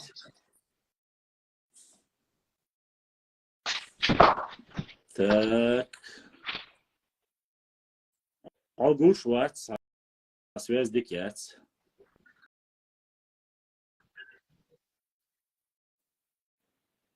وما تشوف وقوشو خزين باشلا حاول يستحقوا باشلام إيه تقم بوداش ده تنو وبروس ده اتنيرس ده يزوش ديك تقيت تنو سو هو خوخة تغيرت هاي من توس نسلور دو تيم غاسوني دلا إيه تقم بوداش عن خينا يوش يقدق خلع شيء سيستم خلع يوش يقدق داتون توينا يقدق كربحان أصلي دي سلوى إفيلا هذا شو قدلا سيخ ديوتسرون إدواش ترى يقدق كربريميتنا سوري مكاها دو قرازنك أمنشتو السوري مكرة غاز كتشوا غاز كإتنوغرافو يقدق دو سوري مكا تو يقدق ما سجحها شيء إتنا تريتوريال ما بايس هم خاي سوري رومتي لزجوي إيش تكين جو أبرزم شين формат фиксирует, да авторитет царя дады عن سيادة كان Ичкеринское общество, Чеберлоевское общество, Шароевское общество, и общество я хансут эту комнату ахцар. То цахунда Дагестане хая. Суд ир хая цавой этнограф бубов илманша мама кайф саря хая цаюк язина и хунди язина цасони я юш хала да цари. Цар дады عن юкту ахай но юкту ахна он хаит баз. научный оборот хавится такинч кюк язяшо علم شيازين اتكيش دعادي عن اتوخا توهي نعمل سميت يازين ديقلو شلو общество شو على يازين وعينا خيتم باتسن تانا كيبر يخيتم تخيتشا حقا تحوني سوني لأر الخيت سلق مثلا يتيوس بوشوش يخيت ديس كتان يوش دو المتك بات سايفيري وان دو قبوشر باخا باخي وان يوش داتسر إدواش ويوارتل شغول عدر نصون تسخا يازينا شاي برلمانتي يازويزي أكاديمي نوك يازويزي دعايتن ديلا أروي دواش داتر أروي ويش داتر أرتخم بوشتك دعاكنا وار بوشتك دواش لقطع شوي الديك در الكولكتيف يازين يعني كيف صدعتا قيدوا هم سونسا مش داعي ديز عند آلة ديزي مقيت شو دعيتن صار خاتن خيتسا يا أكاديمي نوك علمانشي كوغل هواي جوجل شاخاتنا تعاود سياحة وين يشي يشاء يبدأ كنسونم تقيته. باشلامينز از ناقواس وي نوخجالات وي تاعتهم شدوش استوريوش عش إتام عغلاي إنزا تاع إيش غولا خلي إيش جو خلي هرش إيش خلي وش لقر خلي دلينات ديقر ستورنو وي ديقش أغور دعمو يوديت إيغو سوى هو ديتش تاينز إنزا ريزولتات بنقوشو تاع تقامو قامول شدو تاستو بيسات شو دالج يستو دوات شو دالج قيس هاد قام قوش دال قيرن بويتيش إيش تومو نوقع خلج غبشي تعديت ديك خدرتيش يلا هيستوريك إنسان هويتي يكون ألغانو ألغان بربلي بيو خايون ألغان تخومن ده ديكتو دعدا قوتشنا شيرد واش حيوت وديمتو أدو يحبس مثلا ديمتو أول وتسودا أو ديمتو دوش إس ديمتو دوش يدوش شيء بيداتي يتعادنا كيف قسم وبشي السيستم يوي استقام دول سيستم يشارتي يشوان إن ستايبون إيش بيتو نوكي وإيش بات يدو يحين دو خيام نها تعال أوردو يا خنوق أورداتي هندات تغليش دينا أحا دينتو دادا قولا مثلا وار تخم يقتيب دادا ديس يقتيب تخم دادا تندر خيتلو شو السيستمري هنا خوردات مثلا عود ايه انا على خان هم يوستيبن ولا نخلو عود ايه نوختي ما تاعت عن بيتنو اول قصتو سينو فيديو تير نوختي ويش موت وان باق بيزول مثلا باسن تاع بيتن دوقي تي عنو هو جدا بوستين آخر نخلو ولا آخر حياة أول حوقي مصر باس سون بوش بس جرجنا نخلوي آخر بو يقط آخر بو مصر باس هون مو خودو أعبيش والموت بيش وي حسن سويتلي وي مثلا أحسن كيف سخاتش تقوم سخاتش موك سخاتش هون مو خودو ينقش وي وات سو حسن تشرخ إن نقطة ما تبيش أسم تيب تعدق ديس بو تيبي قوم تي إشيهم قديق قتلوش ذكر ديس اسم در ألخان وي يوت أكا وش المونس تو هاي وي بوشلو يديمتو بوشلو دواشم اسم خلي ها عددك وش مو يديمتو بوشلو دواش سو ورا مثلا اسم باشوان تاع شرق دياس تاع جروب يقت استيقظت تشوفوا ناس دودا no dobo gudu sa تشوحش شوي استوري تشوبانش تشوبا انا هوني ادن حديثا باحتوسيت حديثا نقشي تشوح دو حرماز ديك متخلا شو يجيش تخطر دي نتو سلو تشو باحتوشا قلد لو تشوشا لو تشوشا الغاز موديل اختيش يو تشو الغاز دوي شيء دوي سو باسيت اس عجل ايش تعيازين كي اختي حد حلوش تجيب خيطو باش قوتش ناچ ابل مازدي глошту ишта дубахас масла бахас но ас и очень мо бахас в восточной Чечне на территории восточной части Чечни находилась мечеть селения Хой или Маказлай или Чеберлай находилась мечеть Баасы из-за чанохчи убол шлирши газ масла бахаса и он мне говорит. Он тут рассказывает, как будто бы есть восточное, западное. Он даже понятия не имеет, что в любом государстве нашей Родины есть восток, север, запад. Это независимость от любого государства. Восточная часть – это, допустим, Ичкеринские леса и так далее и тому подобное. Северная часть – это наши степные, за Тереком, правый, левый берег Терека. Наурский район, Шелковской район, на Теречном районе, это северная часть наша. Западная часть, это наш Очкой-Мартановский район. Это там даже, допустим, наша часть Псидахи, Асбол-Нохчи и часть там Серноводского района, часть. Это западная часть нашей Родины. Южная наша часть, которая граничит с Грузией, это Галанчош и Тумкалей, Шарой. И если ты не будешь объяснять, наша Родина, она не всегда была такой маленькой. Просто я тебе элементарно говорю, даже географическое деление, когда ты объясняешь, как-то можно объяснять, и ты объясняешь каким-то образом людям, довести до них. И таким же образом они хотели показать, но представляешь себе, если бы не Тухум называли одним словом, они должны были назвать социально-экономический союз чеченцев, допустим, Востока. Это все ичкеринцы. В то время только Ичкерия.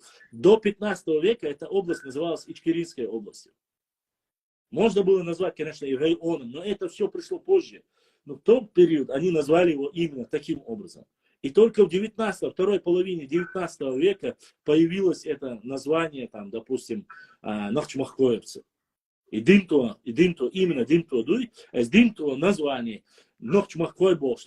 Второй половине первая половина, вторая половина 19 века. Сухайнабе, Хиладаци. То есть после Ичкеринского сражения, когда проиграли и так далее и тому подобное. До этого Ичкеринские Ичкеринские леса со времен Тамерлана Ичкери Оштуцон, Искерку. И поэтому мы доказывали, рассказывали, Искеркюш, Дехаднашкар Вахдол, Исвошхула, Исвошхуахана, Ицметя Вахдол, Шинца, خيدو اتخينتا اسكيركو اسكيري خلطو نزواني اشت اقا ريز مبات ونوخشي ريز مبات اسكيرك حنوخشي خينخ واحد وشتو تات ولا حقيات دو الچ ريز بات وي هند ريز بات ها ايش دات وي غونكش كحيات وي تيتر حيات تبوش واخين بات غونكي بات دوش بس مصلا باخسم يا غونكي قومو بس بات شتير ولا شيش بات وينيش بو واخا خوشي الكش عجوشي كورلشياش عاش لما بقى وقع اسكير خيدو ارشادك اسكير تيجا دقه متك مايو يزن نقشو ولشو لما بقى حوجي اسكير بوغا نقشو دواشدو اسكير اتيجر وحبكي نخبو ها يلا يوش عشو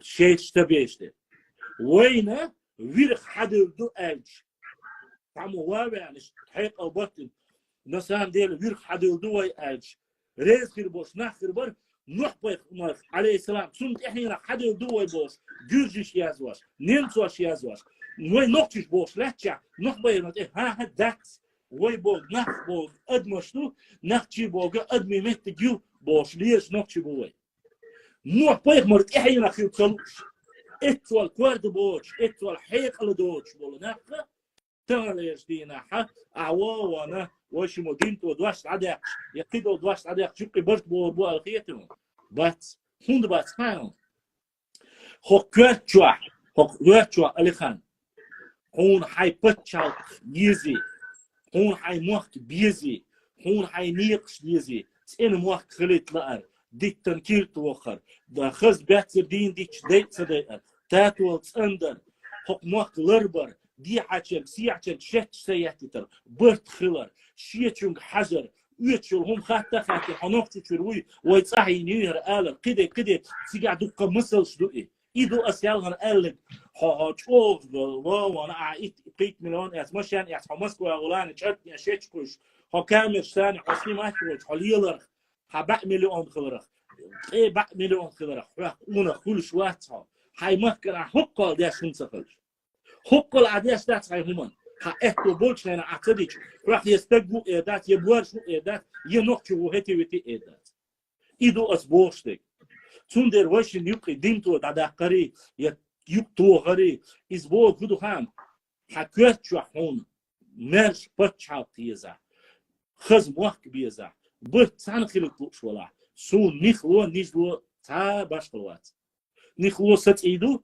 نجلو ست إيدو تا أتغرو وز مسلا ويدنرو ينزيوترو سون بيداتي نو يبيدوش ويدوش باش نقول تان شبلا سيلان شبلا هون ياد الملخي نوختي باتي واستوا نوختي باتي هون دوش تو ماتشو دير دوشو كوتشو وما دايتن ايش تادولت ان ولتي عجاها كان نوختي كتسرع دير وانا شو ما يتناكستك عدا اول وقصا اول شيء وشيبال بو شو يقي دول شو يقي تي عين شو موقت بيق اي بيق ابيق اي ويتو حو شو لخ ما دلنا شاف اولي تانجاز نوعي هينت حق يوصلي سبيتش حق يوصلي سبيتش اولي حونتي حكم الدخول اي ما دايتي دباه اشوك ما خل غلق برت خل تحق ام خل موك لربيه تيب لرديه يورت لريه بو كدو جارس ايبوك داتس حيقلس ديكلس وحاخوي هون يادي وي قومن يوقع دوكا هرمش مدي موت بيهتش مبي خوش مبي مديتا ولا حاج نسلا نسوية تاني سوا دالت ابوالا بيل انا ديكتو اشت ايدوي شيكو يات دين قومن سيدايش نسلوي اشو ديتر هونا دقيو خريق ولا خان نوختي قومن سيلا داشا تا جروب يرق زود بي شيخ سيسز ما بيه يوش بوشا تا قدي شعال دقدوين نوختي جروب يرق زود بي شيخ ايش ماليلي وش ماليلي بوش زود بي شكينش كأوز دير كده كده بيل أدمين شمش بوت سخار تيجا كده وتوخينا ونوختي قومن يجريشي سي دويتش نوختي بوبوش سيئيوش ليرش بيرشا أخل صونخ نوختي قومخ باتر نوختي موح بيترتان خوزا أخشى داقرتان إذر نشكع ميلونشكع تان أخش نشتعلو شوي نوختي كأنتي بدش نوختي بوميك إي ميرواش إزعقش خيجينك إكبيتش لي عشوي عيغدر صح غيزو مخكر حيانير وسوري مخكر حيانير وش ديحة حباكي برش نوختي تيرش يو شاشة تيرش تكنا حقا نوختي يوشي ويسيدو شا خلبو كان تعال دعوة إتا دوجينش ليوش وش دوجينش ليوش تلتون شوخي نوختي يو عن سيسز دغاش دعوة شري عربوش تقويش чеченские девушки хотят выйти за арабу سويغ связи يلا شي سوق خطة شي سوق حق يا تشوقاسين عربو شو ماري لو شو شابوش تشوقاسين حقو داج وق مخكر بوش بول قيت مخكر ولا عصو مخكر ويخز يجري شي سوق حق يتشوق ياتوش هون يعدن شو موزة سودوس كأراوي مغربي هون يعدن بو شوق شي سوق شاسيس داقشو خودين دعدو خدرتيس بوش تليفون شي ترسو سون دغمدوغي از بوغم حق هينس هوندوچ دو اسي ويديقي سيسز دي دوكمنتك شو تايبن بيحك بات مثلا تسع قيشنا عاش ولا شام يلوي قوي عاش ولا تحني تاع تايبن عاش يا ما يسنوش شو ايش داتس كذا قيشتيبون بيش بهند ألشة إشاء بيش حاميتي عصبال عري أتقدر ها إنت مصلحة حلوة شوي دكتور بين أي 200-300 тысяч توان تروح 150 тысяч توان تروح شو قيري بينه شو قير تحمو حاول أن تعوهم دينا مثلا باخ أسم بيسنا 300 тысяч 299 тысяч 999 بينه بيخ بوي بات هند أول شو شادو بيخ بينه يبو هند أول شو إيه شابو بيخ توان تروح يبو يشابو بيخ إيش باتو بات بيخ خب يحلقي إن دي نيني بدو حربلا يوت أرح بالوي يهم تيحتوش بيش داري يتيحتوش نسوى حاج ينسي اللي تحاج وخز ألش ديك ألش تأخير درسون تون دير ويشن واخين شخينا صحوي غوهم بوش سهلش دال يزل صحوي غوهم بوش تسخلش سين حلو تاني لارم خلش حديث حنانت حيجرشت حيورت سلام خلش حسون دقويش خلش حسويت هم واسطل خلدو أسكو غودي نحون مثلا باز تا غودي نيسون تدينا أما أسكو حقينا صوت ميز مثلا باونس примерно دوشون سوينس واخين عجان صوت تيبنون يسير يردي دون دعوات كان ميجا وعائلاه حتى تسمع يومي اسيس دعوة هردي دون سونا خوهل سونا تسواشر питан, шейтан, дизер, ой, мосткашан, дизер, холь. Хохквет, чувак, понимание, хелезой. У нас должно быть у каждого человека понимание, что мы хотим мощное, красивое государство с государственными институтами, прекрасной экономикой, великолепной архитектурой и так далее и тому подобное. Мы хотим быть похожи на все другие государства, которые есть во всем мире. И жить точно так же круто. Ездить на Мерседесах, BMW или, возможно, если у нас будет государственное мышление, мы должны придумать что-нибудь свое, чтобы всему миру показать, что мы умеем не только кулаками махать и друг друга убивать, но умеем строить машины, умеем строить мосты и здания, что у нас есть свой стиль, свой дизайн, показать свою нохчалла. Вот что мы должны делать. А не использовать японские, немецкие машины и говорить, что я крутой. Нет, ты можешь изучать науки, но сделать что-то великолепное для своего народа и для своей истории. Вот о чем я тебе говорю. Если у тебя есть 10-20 миллионов, я понимаю, ты их заработал своей головой, но тебя воспитал кто? Тебя воспитала твоя родина, твой дом, твои горы, твои предки дали тебе жизнь, чтобы ты любил свою родину. Ну, сделай хотя бы из 100 миллионов, 2, 3, 5 миллионов, возьми и сделай что-нибудь. Хочешь официально, хочешь неофициально, но сделай, помоги. Вот о чем. Вот тогда ты, если каждый человек при достижении какой-то великолепной цели, воспитай сына хорошего физика, химика, медика, если у тебя денег нету, скажи, будь полезным нашей умме и нашему народу. Вот ищ Мабаровой, Хазан, 90-е годы, когда вот только первая война начиналась, у нас сколько умных было, ребят, сколько достойных, их сейчас-то единицы. Ты какую книгу не возьмешь, Алихан, начинаешь читать, если одна история про твой народ великолепный, то вторая какой-то дебилизм сплошной открыт. Ты не понимаешь, написал его Нокчи или предатель.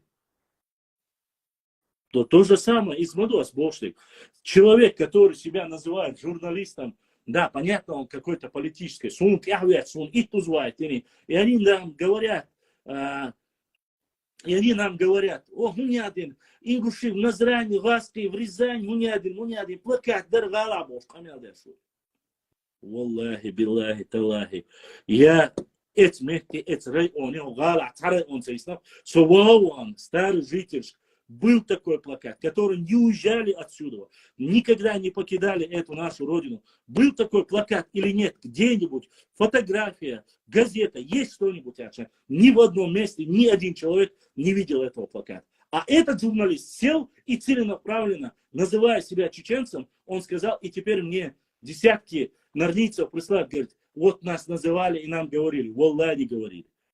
Доказательство тому, что они говорили, до сих пор в городе Грозном проживает огромное количество ингушей.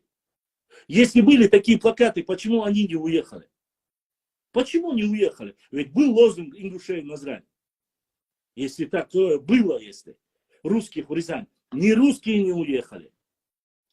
Если, конечно, там была бомбежка во время этого, ни ингуши не уехали, потому что не было этого.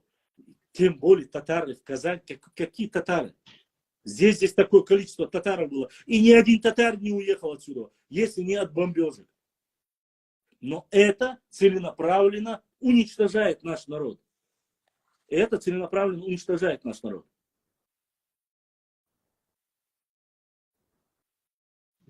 Başla. Да, Neyleri var? Да, хахала, да, сусадиц, волос, сусадцевом, вендер, валла.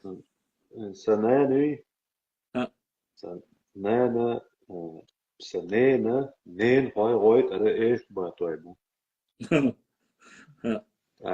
Astera, nen hoyt sa oluş, tayt o dik bolleyla, nen hoy ol astera. Nen hoy bolş ya işte, eerst batoy, işte gergel oldu sa. In soch roishin ahdesh dolo asdin khahtara o chwa tsawig nis saqet chokterado samo sabshene yazinir işte din taypa işte topam tamo doqardo o passport mundo yani tayp tada as kategoriически sabo khatet klase at kigi dosh düş dosh tayp mush düş klas chwa ugart ihsay taypets ayakman so إذا تصورون حتى دقائق توقعنا هدو من دعاء as nochtje olar da en hinza olar busalba o nochtje عالم أصل olar إفيريا اللي خان عالم أصل حديث أصل سيا وصو خشون حديثا وصو يقايش من خيش وصو hinza سين هي صون يقايش من دلها هين ساجو أكتو أنت إنترنت ترشة دلهم شوقة دل ساجو أكتو يعني لا إتهم هو بلاك دوتك هل مثلا إيشر حلا خوش ولقر هنز لوش ولق أو ساندر إنسان هنز لوش شبو دوتش برش بس شو يازين شو خايفة باص استاي باي إيش عدا يضيع سبوا سامع نجي أسأل خان ده أسمع أسأل خان أبوش تجا هنز أبوش تجدي أبوش تجنيستون صحاء و скето герцог, мышление государственное мышление. То есть у больших людей они заботятся в первую очередь о своей религии и о своем народе, чтобы у тебя было понимание. У больших людей, которые... Объясни в том, чтобы понятно было каждому, каждый, кто заходит, чтобы вы знали, есть государственное мышление. То есть это человек, который стремится что-то сделать для своего народа. А есть местечковое, региональное, местное. Этот человек, это средний. Есть три типа людей. Это сам себе, который думает только о себе, о своей семье. Второе, это региональное или муниципальное. Это человек, который думает только о своем селе, о своем районе. Дальше его не касается. И есть уже более государственное мышление. Три вида мышления. У нормального человека в нормальном обществе должно быть так. Еще раз. У Алихана в данный момент, у него государственное мышление. И он считает, я поясняю для тех людей, которые... И он считает, что вот эти разборки, деления для нашего народа, чтобы состоялось мощное государство, или история великолепная, чтобы у нас как народ мы состоялись, прогрессировали, не регрессировали, а прогрессировали. Нужно бы вот эти термины убрать для того, чтобы укрепить наш народ и наше государство.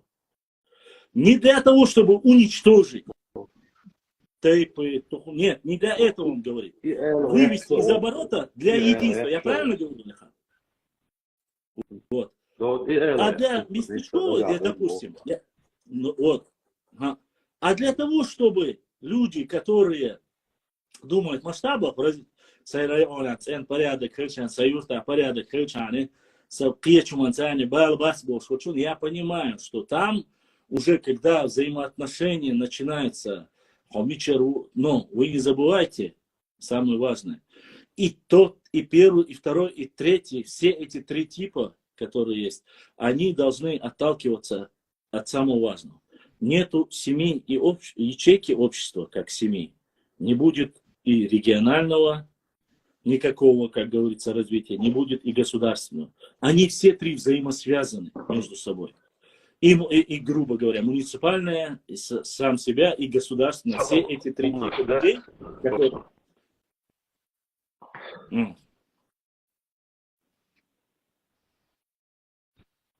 Алихан. Хазон, ха. هذا هم ده يغطريش لو باش باش يغطريش هند دنيا شو على لو حالك حاجة والخلق يقعد لو حالك حاجة بيريود تويش قارين تويش هذا مديزي ويسمى لرد داخل شباب اشتا سن بيع زعمو كي خلاص هيقولوا ما historic ولا عالم ما بلا سبب فرجة سلام اشتا سويشان دولم فزويسي إن دعوش إن مثلا مثلاش هذا سون زعنا أسطور شاش قاندو باير تو دل شيء داس يلدق شيء ما تو أقوام فوق شيك أنتج دوت سو تونك أنتج وجلا أعطلا قديجر موجة سويد إيش ديس نعرف سويد قاتش صفوني تكلم موريتش صفوا على بنت إيران سويد إيش تعلا صوت إيروالي شات بوش И Матуас Бошник, Алихан. Я же поэтому поясняю. Дука Бочар.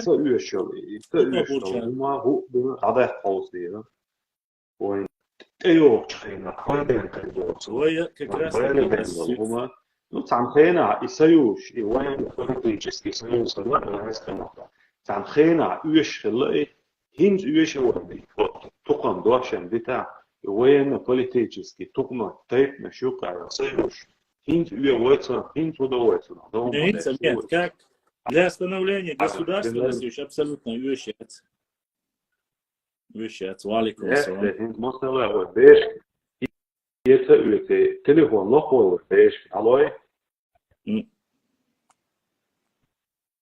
التليفون تو ميز ليه وشيء صوتنا ميز ده وطيبش ما تاخذ الحياة ميزة تلو ميزة يشيع عين بقى خارجي شيء زي اللي فيها تعيش إيهم إيمن سنة واسجة سنة بوش بمنها دوتشلو أمير تعيش أكثر يحبس بريمو إفيريال لدوق فلسل إشتاني خدويتا سين بوشة خدويتا يوجيمجيم قي كويتة خدويتا ديلا تانا قان أيوخينا إيتشو قيشو تخشو ديش مديتشي قوتش دو شوندو غريق تا إشت تيتا موشكاتا نرس دو عبدين هو دينا تا حين بوش جوغوز إنك سن ليس ديلا بوغسن سين تيتا قس دا إن ليس دو سبو Ну, сюекхэтчэ и хома у денаюпар аздадох кэтэдэр нохчи у Нохтай пану албая. Бусал. Дерес до. Дерес. Иши хом даре. Тайпан сохарау сонохчи у всё. Признамо да це чисто надежно говоря, летом тайопчан. Не испах из-за как версия, конечно, не исту. Саши куяцуте. Қи хинт от тайпани قومني يوق قطعة إيروش صاحم قطعة определение إلش يوق sto سويش بيسة شداج يوق هو ما صاير شو هو от يوق قطعة هما أوت تتبعتر سينيت فاش قوم تأيي حتى يبان تأيي سو نتأيي أنا لنا أورد إيدر تنانيز مو إيدر od يوق قطعة ترمي بقول فريسر أحاول تايبان يوق عدد شاول غيري إذا واجي شو جاي ساتشيس تايبان يوق عدد لا تبرد لا تيش Но изам гор тайп но шеше порядок лахтичан надо уж туризм, как говорится, ой не стараешь, да? Дага олш, он хуги та ош, Нет, все полностью, я не согласен, ну, в этом плане, тут зависит все от мышления человека. Вообще, каково мышление этого человека и для чего он говорит. Если ты можешь обосновать то, что ты говоришь, а ты обосновал в данной ситуации, ты обосновал, говоришь, там, не нужно какие-либо другие названия, да, и деления, там, допустим, да. В научном обороте, пожалуйста, пускай они будут. Но если это слово или термин делит наш народ, допустим, и наоборот, войну капитан диасколе, тогда зачем оно баха? Он бабик диста, Алихан, тукум что еще, ну почти что, цахаза цахазон. Я не слышал реально. Дух бон, да, дух бон. Я море должен дом. Не, ну как, олив шум дом. Тейп не схватит хасу, но тук можешь хватить редко. Да, тейп это я. Может, я не сталкивался, потому что очень часто сам с этим работаю. А? In шевега цахум цатем юг экшя Википедия чош мой. Да. Google и Википедия. Сразу и набрать суча хост, а суча первый тукмаш до. Эметтигера на халит дори на хуннаш. Инс цаца хун тоқам дой то иш дой эл. Инсанук хиш хума дахтом хазан. Цаца ёq. Сун бойш хила зис хатуқам угар доқла дабезовой то ну шашис. И вопросом Сюек Алихан, до того сам не то, что тукомбаха. Мне задавали этот вопрос, наверное, раз 1000, наверное, как минимум. Скажи, какой самый большой тейп, назови его. И когда мне говорят, какой самый большой тейп, какой самый крутой тейп, я всегда говорю, самый док тейп, самый крутой тейп из-за Нохчиду. Все.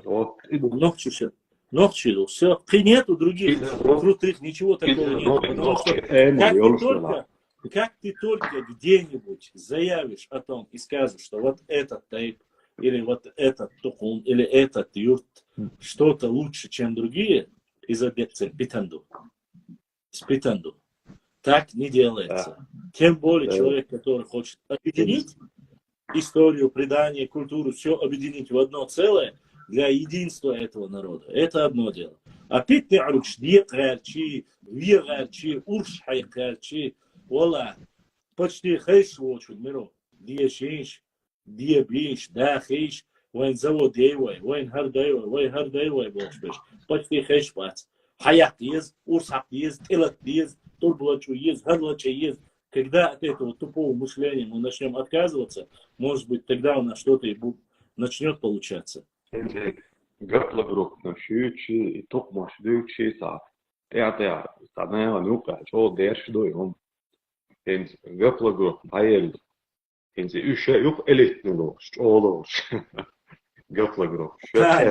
есть такое.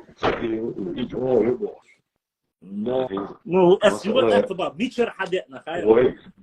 Алихан. Мичер حدقنا خير. والله ما بس نوختي شو сам жим проценту и ДНК дает. Почти что еле ясно. ДНК вообще кезгбу. И тема, вообще выхиляется. В основном до 18-го года почти что эта тема никого и не волновала. Ну вот, началась эта тема, ветер подул, как говорится, с запада, и все. Тадло далеко. Он цену хазляй, он хардуй хазляй, астахтини, хархую, хаденка хую, хайник крутой, сайник жимюй, хайник ёхты. И все, поехало. Пошло-поехало.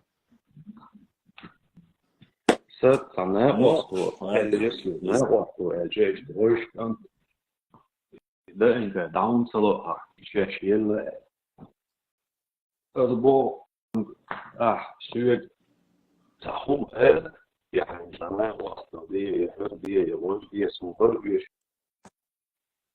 حتى اسقطوا حاجة ده صدقني كوي هو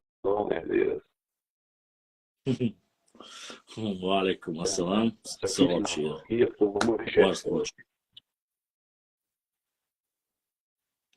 Dela, bode gdje isla. смысл что, во-первых, ДНК-тест во всех, где я читал все о генетике, везде четко написано. ДНК-тест не показывает национальность. ДНК-тест не показывает национальность. ДНК-тест не показывает превосходство одной гаплогруппы над другой группой. ДНК-тест не показывает ничего, кроме кровного родства. То есть от какого отца ты родился и появился. Единственное, что он показывает. Или же, допустим, максимальное место дислокации этой гаплогруппы. То есть там, где сдавали ДНК-тесты, где будет показывать эту гаплогруппу больше всего, оно будет высвечиваться на карте, генетической карте. Поэтому, когда я делал статью про генетиков, про ДНК-тесты, я взял 3 или 4 научных, английскую, американскую и европейскую. И там были даже некоторые ДНК-тесты, они сдавали в разные места, она отправляла свои анализы. Ну, есть люди богатые, или эксперимент провели просто, чтобы проверить, видать, какой-то научный исследование. И все эти 3 университета, которые, или университетов, назовем там, без разницы, да, компании, которые делали ДНК-тесты, они показывали разные места. То есть место появления, очаг появления, где у них больше, у этой женщины было ДНК родственных, точнее, откуда она появилась. Все 3 они были абсолютно разные. Так быть не может. Так и не должно быть. Поэтому не стоит всегда надеяться на то, что все, что мы порой видим, является абсолютной достоверной информацией. Алихан, задавайте вопросы, если у вас есть. А то я как-то куда-то ушел не туда опять. Не хочу вас расстраивать.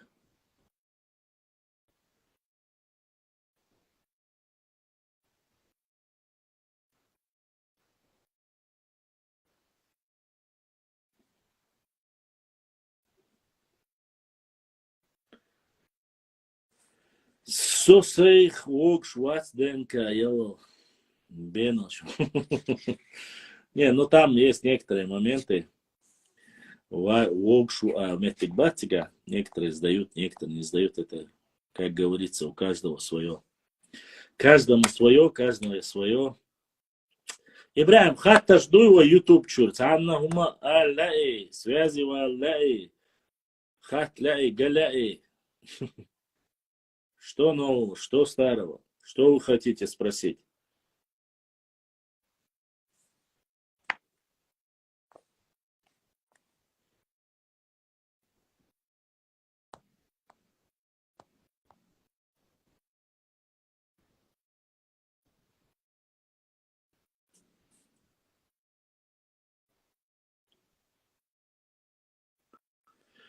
وانا سوغو شوي خير شوي هرسه تير دو خرخيس نير سعيم مصر شايو قردرب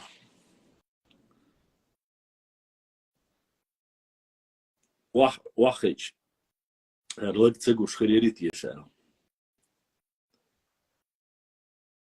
عندي تيقلات خايهم مرساقف عندي تيقلات ديس نقصدوخ عندي тайп я рассказывал.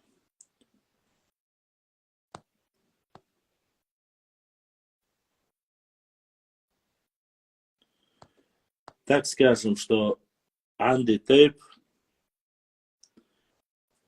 является неоднородной массой. Что духдаешь?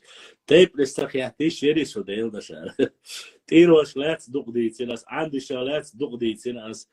يو خيات شاين خالا اتسترانيцы تستعلم حلقتي تجوع يازن يشون почти что гор тейп на лет язин يشون سو يو مديتي и он дальше ой именно тейп на шалят бо гудушон цан тейп лет ди чукан за интерес захеч и хум захеч цахли тирвай чест анди цен ночи тейп на штушон.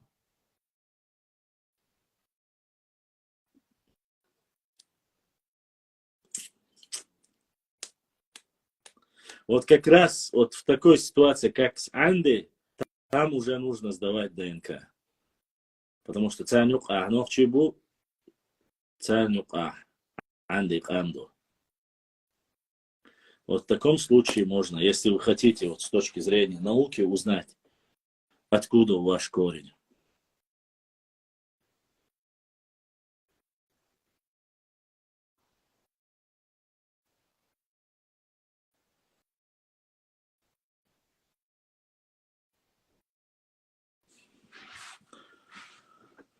Зоной той, зоной,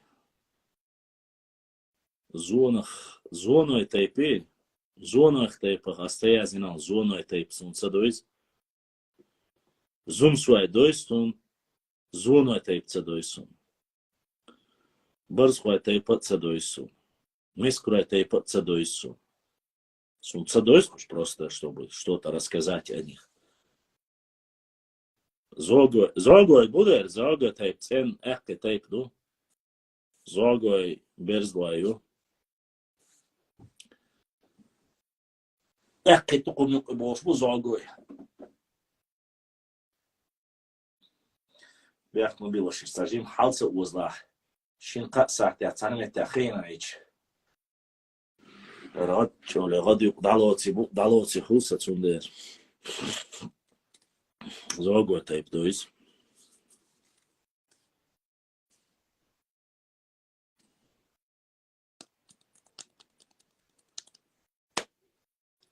Ибра, хаттер дуй себя, дуй что-нибудь. Кто-нибудь, какие-нибудь вопросы у вас есть? Алейкум салам, Рамазан из Дербента. Тебе тоже всего хорошего. Брат наш Лезгинды, он дается.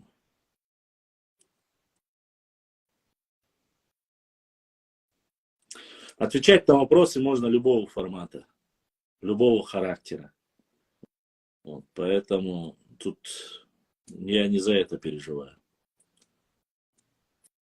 Нет, эфир долго идти не будет.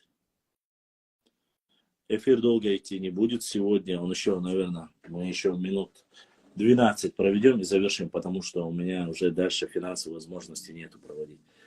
Вы должны понимать, все зависит от ваших, как говорится, от вашей поддержки, и поэтому долго сегодня я не смогу проводить эфир. Стрим. Про офшор я сказал. Они имеют арстхоевское происхождение. Но они входят в окейский тухум. Они являются арстхой, но они входят в окейский тухум. То есть одно время они переселились в область ауха. Башлам. Башлам. Ига эфирье могождали Аллахи аз эгдархун ярхамаш фия. Иги эфир. قيت يعجي الشرح دلا ومبادك دي صعدين خوخشو سون زود بيرشا داخنا يعجيانا خاطرش دينا تعاوما دات يحت جيت وش دات سوي ما خاطر تطيع قي خاطرش ده حيلو اخاتي شو افيريا شو öz dost qamir o qochwa desh dat mettes qamir shduch dat سوي تندر شي خاطر دلا чуа еще хата еще Кайума Вайболшам даст. Какая экономическая модель развития Чечни, по-твоему, нужна нам? Что развивать, строить, в каком направлении двигаться, какие перспективы в будущем это сулит? Сократ, экономическая модель, если мы будем идти по достаточно хорошей экономической модели, конечно, нас бы устроила европейская экономическая модель с пониженной налоговой ставкой, ну, примерно, если меня спросить, да, снять обременение на ближайшие 5 лет для среднего бизнеса, для экономического развития. В дальнейшем по минимальным ставкам, по европейскому стандарту можно было бы, конечно, развивать. И если мы говорим как гипотетические вещи. Что касается развивать, строить, огромные возможности, конечно, у нас есть в туризме, если мы будем умнее. Ну, для этого я просто сейчас не хочу вникать в подробности, но горная часть нашей Родины, если ее развить в таком нужном формате, тем более направить всю свою энергию для развития, в первую очередь, открыть таможенный союз непосредственно в Итум-Калинском районе с соседней Грузией для развития. Это дало бы хороший бы экономический толчок, это у нас была бы своя таможня с ближним государством. Вот. Само собой, в дальнейшем уже и строится развитие международного аэропорта, то есть чтобы могли дозаправиться, остановиться с большие самолеты, большие грузы, именно чтобы был хаб здесь. Это бы я сделал в первую очередь на верфи, железнодорожную верфь, конечно же, в первую очередь, если меня спросить, возродил бы полностью железнодорожную ветвь, которая проходила через Самашки, то есть через Ингушетию, вот эта прямая линия, чтобы открыли. Почему? Чтобы могли ходить поезда прямо на Баку железнодорожные, не через Нижний, конечно, это тоже можно развить. Через верхнюю имеется в виду железную дорогу, чтобы там прямо Пятигорск, Миноводы, Ставропольский край, Грозный, Гудермес, там Махачкала, Дербент и дальше на Баку, Иран, чтобы могли поезда ездить, чтобы транзит был. Но это для экономического развития. Далее я бы еще что бы сделал, если меня спросить, если ты про экономическую модель спрашиваешь. В первую очередь договориться на поддержку канала и моего брата. Из представителей, чтобы полностью сняли ограничения, все дамбы, которые стоят на реке Терек, на определенный срок, хотя бы на месяца 3-4 во время непосредственно нереста рыбы, чтобы могла морской сазан, красная рыба, все могли по Тереку обратно вновь подниматься для того, чтобы она размножалась и тому подобное. То есть вот эти поставленные препятствия искусственные, которые не могут преодолеть морская рыба, не может подняться вверх по течению Терек, то есть по Аргуну, Сунже и всем остальным чеченским рекам, все зависит от этого. Если не идет рыба с Каспийского моря на нерест на наши реки, то и само собой рыбное хозяйство не может развиваться. Что касается вот рыбного хозяйства, я сказал, огромное внимание можно уделить, конечно, сельскому хозяйству. Есть достаточно ресурсов, обратил бы на это. Ну и, конечно, рывком и толчком для любого градостроительства и развития инфраструктуры, экономического развития, это, конечно же, было бы хорошо, если бы могли построить современные заводы большие, фабрики, заводы для того, чтобы люди могли строить, для того, чтобы могли развиваться. Но это уже слишком долгая, длинная история, я не хочу вас как бы загружать. Было бы, конечно, великолепно. Вот наше руководство очень много раз пыталось и отправляло, чтобы восстановили, построили один НПЗ, нефтеперерабатывающий завод на территории Чечни, хотя бы миллион, для переработки миллиона тонн, там, я не знаю, кажется, или вроде бы, да, миллион тонн. Если построить такой завод, было бы очень хорошее развитие. Я думаю, что экономика Чеченской Республики была бы очень хорошая, мощная, независимая. И параллельно с ними нужно огромное внимание уделять, в первую очередь, где мы были сильны. Сильны были мы в скотоводстве, имеется в виду, у нас очень хорошо умели приплод, поднимался мясо наших животных, которые в летний период забирали в горы огромное количество просто-напросто. Так. И поступил донейшн. Поддержку канала и моего брата отправили донат аноним. Отправил через YouTube канал. Ютубовские братья, сестры ДРС Хейл за поддержку дал Сейдуэль. Голак остар ашла царна. Не думайте о суммах, аж для что го мелла аж дайча из хазнеса на суна вешал душам дал Сейдуэль шуда дуктах. То есть крупнорогатый скот, мелкорогатый скот и, конечно же, в первую очередь, убирая ГМО полностью для того, чтобы мы могли здоровую скотину, чтобы у нас меньше было развития онкологических заболеваний. Я знаю, что для развития у нас в Чеченской Республике есть и строят там для медицинские какие-то, индийские компании строят для развития каких-то медицинских препаратов, имеется в виду хирургические препараты здесь делаются, кирпичные заводы есть, но оно все есть.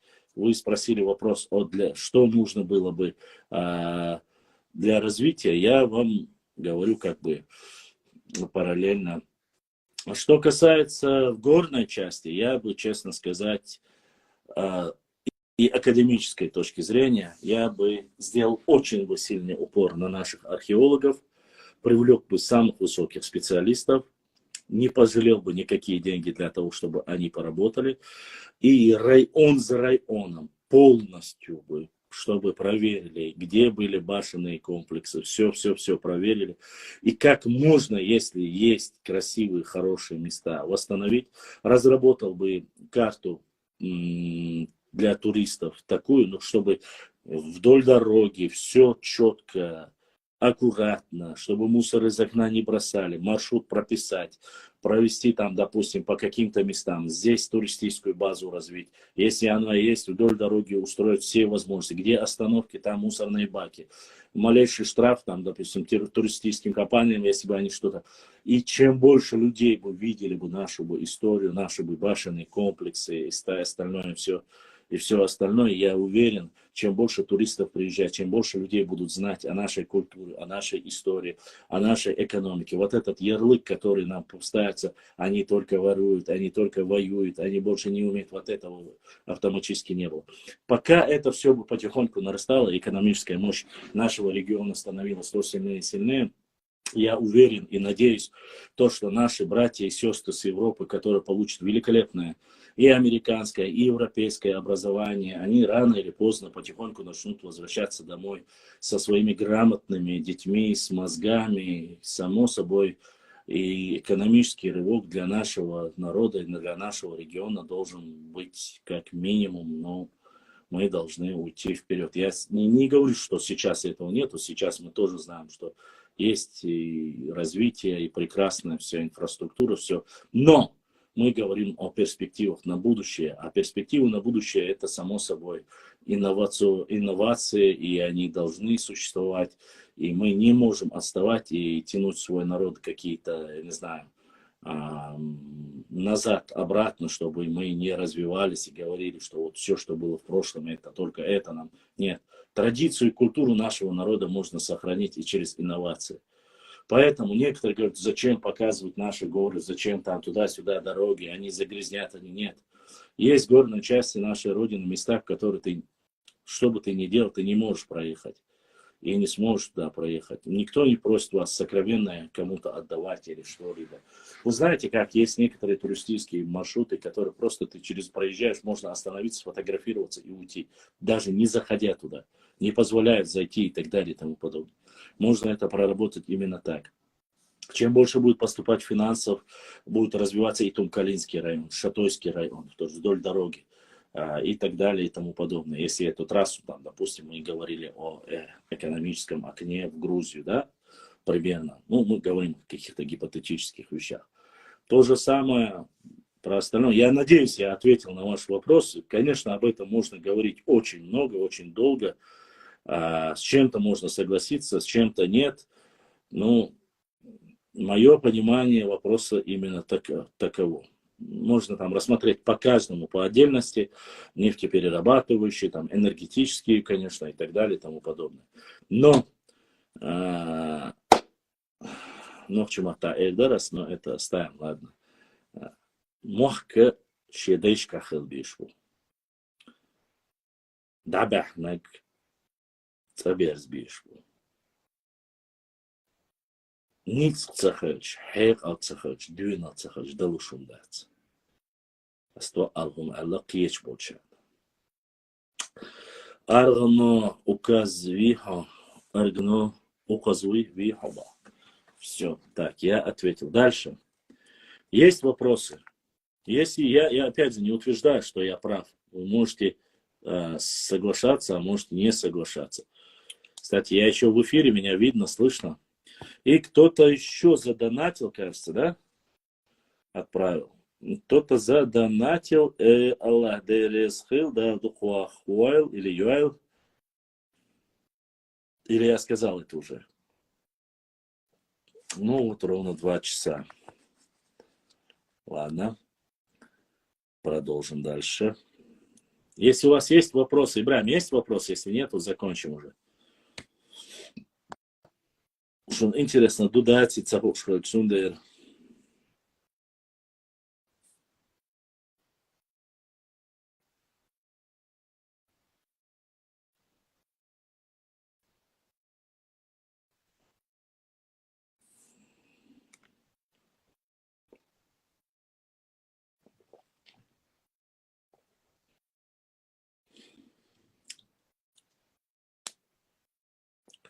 Налоговое обременение было при любом государственном строительстве. Если вы думаете, что когда-то в древности этого не было, вы сильно ошибаетесь. Это было всегда. Налоговое обременение для развития государства было и будет, и это не изменить.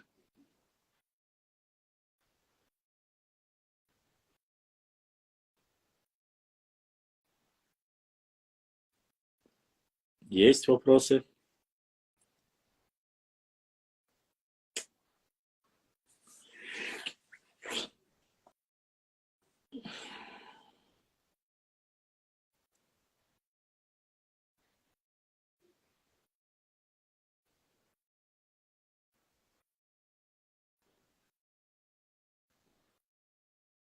Ибраим, она бахшуни да это гуш муя уи эфиля уи инсаевать.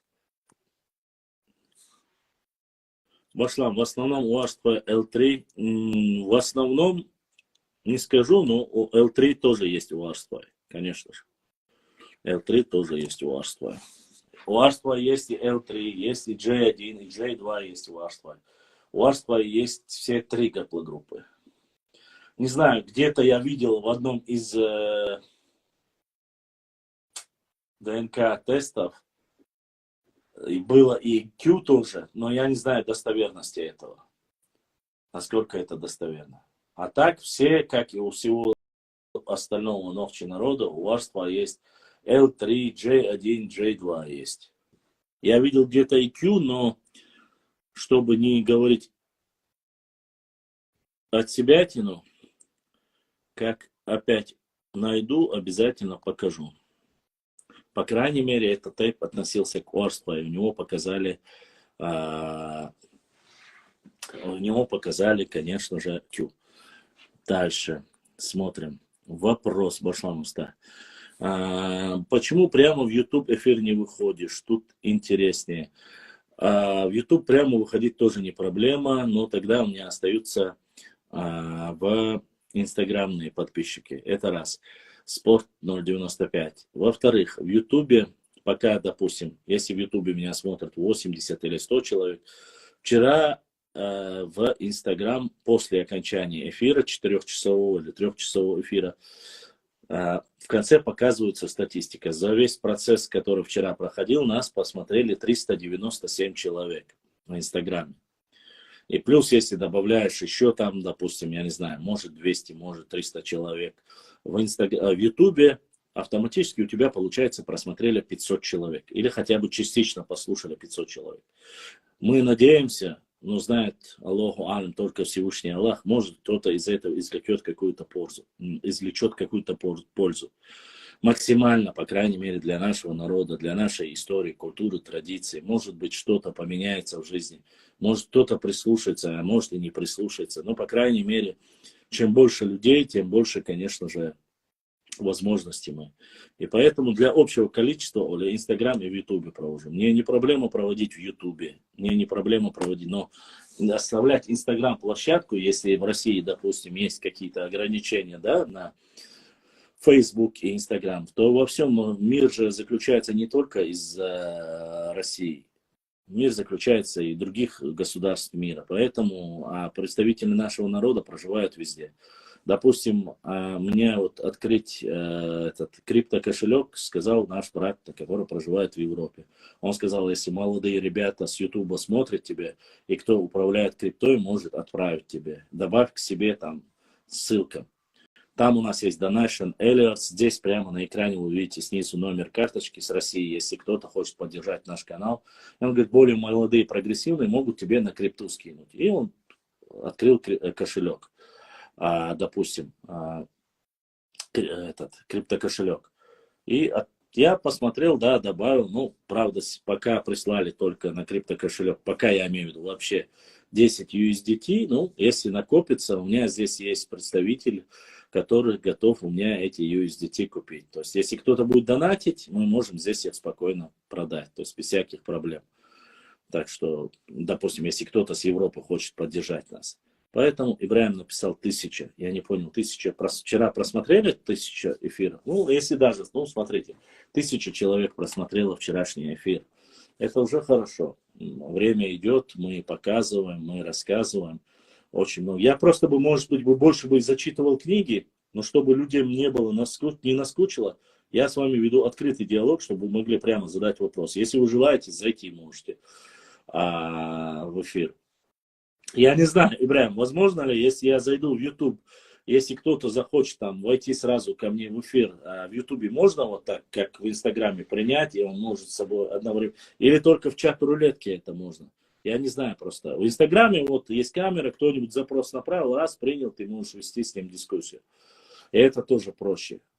Допустим, если кто-то смотрит через YouTube, может спокойно зайти через VPN в Инстаграм, отправить запрос, нажать на камеру с плюсиком и зайти и задать видео вопрос. Других, допустим, людей, которые разговаривают на одном из диалектов чеченского языка, которые будут проситься там приходить, если он не является историком или специалистом каким-то, принимать смысла нету, потому что их принимаешь, потом они просят, чтобы удалили, а потом их там что-то у них произошло. Я не хочу этого. Во-первых, я никого не звал таким образом вести дискуссию. Я не затрагивал острых тем. Я вообще не просил говорить ни об Остхоевцев, ни о ком-либо другом. Я конкретно говорил о карте, что эта карта оригинал. Что вот эти западные части Чечни, Малой Чечни, доходила вплоть до Галашек. Это все официально. Можете проверить. Могу показать любую карту. И на вашей книге, и на нашей книге. Я рассказал, как есть. Я не просил говорить ни о каких оскорблениях, никому ничего. И тем более я не говорил кого-то вырезать что-то, закидывать или делать. Это интернет. Сколько про меня делали роликов за эти 5 лет, вы просто не представляете. То сыр на голову поставить, то что-то другое, то третье, десятое, то там. Я просто раньше показывал, мне из Германии прислали такая массажерка, если я там бороду подчесывал или что-то делал. Эти вырезали, это делали. Сколько делали это про меня? Я ничего не говорю, потому что я знаю, что с меня грехи забирают. Если я что-то говорил, я за свои слова отвечаю. Но я никогда не оскорблял ни соседние, тайпы, тухумы, шахары, народы. Никого я не оскорблял. Я конкретно говорил, если вы ведете оскорбительную работу против моего народа, я буду опровергать, и я буду говорить достоверную историю. Такая, какая она есть. Книга, автор есть. Не согласны? Академия наук Российской Федерации, там книжное издательство, вот автор этой книги. Идите, разбирайтесь, меняйте. А пока не меняют, я имею право это транслировать, я имею право доводить до моих, тем более до моих собратьев с Европы, с Азии, с Турции, не знаю, где бы они ни проживали. Я имею право доводить информацию, я имею право говорить о единстве, я имею право говорить об образовании, культуре. Поэтому, Ибраим, передай Басламу вопрос про рынок в Хасавюрте. Что за вопрос про рынок в Хасавюрте? Я не могу понять. Что с рынком в Хасавюрте? Друзья, у нас вот то, что мне прислали, я сейчас добавил. У нас осталось еще 11 минут. Если у вас есть, что задавайте быстрее вопросы. Просто я дальше уже, как говорится, не потяну. Знаю и зреваю. У нас 11 минут. Задавайте вопрос быстро, если что там.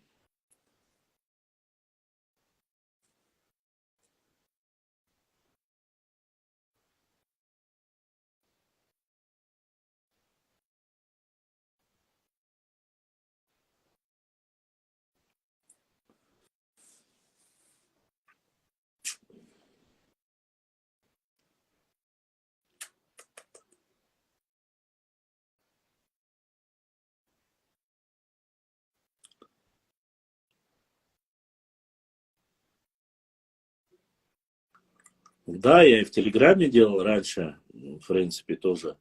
Но в Телеграме тоже меньше людей собирается. Может быть, в Фейсбуке я не делал прямую трансляцию, я не знаю, насколько это возможно. Не пробовал, честно сказать. Но аудитория в Фейсбуке очень маленькая. Там максимально ты можешь принять 5000 друзей, больше не можешь. ВКонтакте это тоже совсем не то. Там я просто-напросто, чтобы на пространстве социальных сетей России, чтобы Рутуб и ВКонтакте, это российские платформы. Ну, Телеграм уже не столько российская, а вот максимально пытаюсь, как бы через них тоже, кто хочет, может прочитать, посмотреть из российских, русских зрителей. Никаких проблем нету с этим.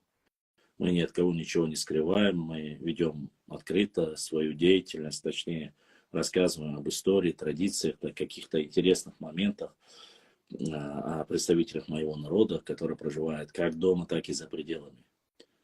Если я какие-то ошибки допускаю, если что-то я неправильно делаю, я всегда готов выслушать, я всегда готов извиниться, если я не прав, если я на самом деле недостоверную информацию опубликовал, я ее, конечно же, удалю без всяких проблем. Вот. Честно, в последнее время я удаляю не потому, что я был неправ, или потому что там меня что-то, а просто потому, что я попросили меня. И да, есть люди, которые приходят и вот так ведут себя в эфире, а я просто слушаю на него тихо, молча, как бы соглашаюсь. Еще раз, поведение, психологический портрет человека и поведение человека, который чувствует себя доминантом в эфире, он такой мачо-мен, такой крутой, он знает все. А если ты слушаешь его, думаешь, вот же человек два уха, как говорится, ничего не понимает, и он тебе приходит и начинает на уши садиться, рассказывать какую-то белиберду и рассказывать эту беллетристику, которую сам, в принципе, ничего не понимает в этом, но несет эту чушь. Ты его начинаешь давить и уничтожать. Не, я не историк, я не знаю, честно. Я понятия не имею. Я это не так. Если ты не знаешь, то какой смысл? Зашел, спросил, я тебе рассказал, все, согласен, не согласен. Ну что ж, не согласен, уходи. Тебя никто не просит, никто не заставляет. Вот. Мы никого насильно не заставляем. У нас есть книги и учебники, мы рассказываем по ним. Если ты найдешь свои учебники, свои книги, в которых говорится иначе, флаг в руки, барабан на шею и вперед по попутному ветру, как говорится. Никто тебе не мешает. Но свободный доступ к интернету, к знаниям, ко всему этому всегда имеется. Конечно же, можно рассказывать и многие вещи, можно рассказывать о политтехнологиях, как проводится, там, как проводят перевороты, как делается, что делается и так далее и тому подобное. Но, ладно. Башлам хасривтар базрах сихаю каеш яхкиешир инзаридук ахшин. Понятно. Но этот вопрос до меня дошел, я понял про этот вопрос. Этот вопрос, конечно же, решался и Масик Туза и Хаттара Седах, короче, и Базар, и он шлила дина.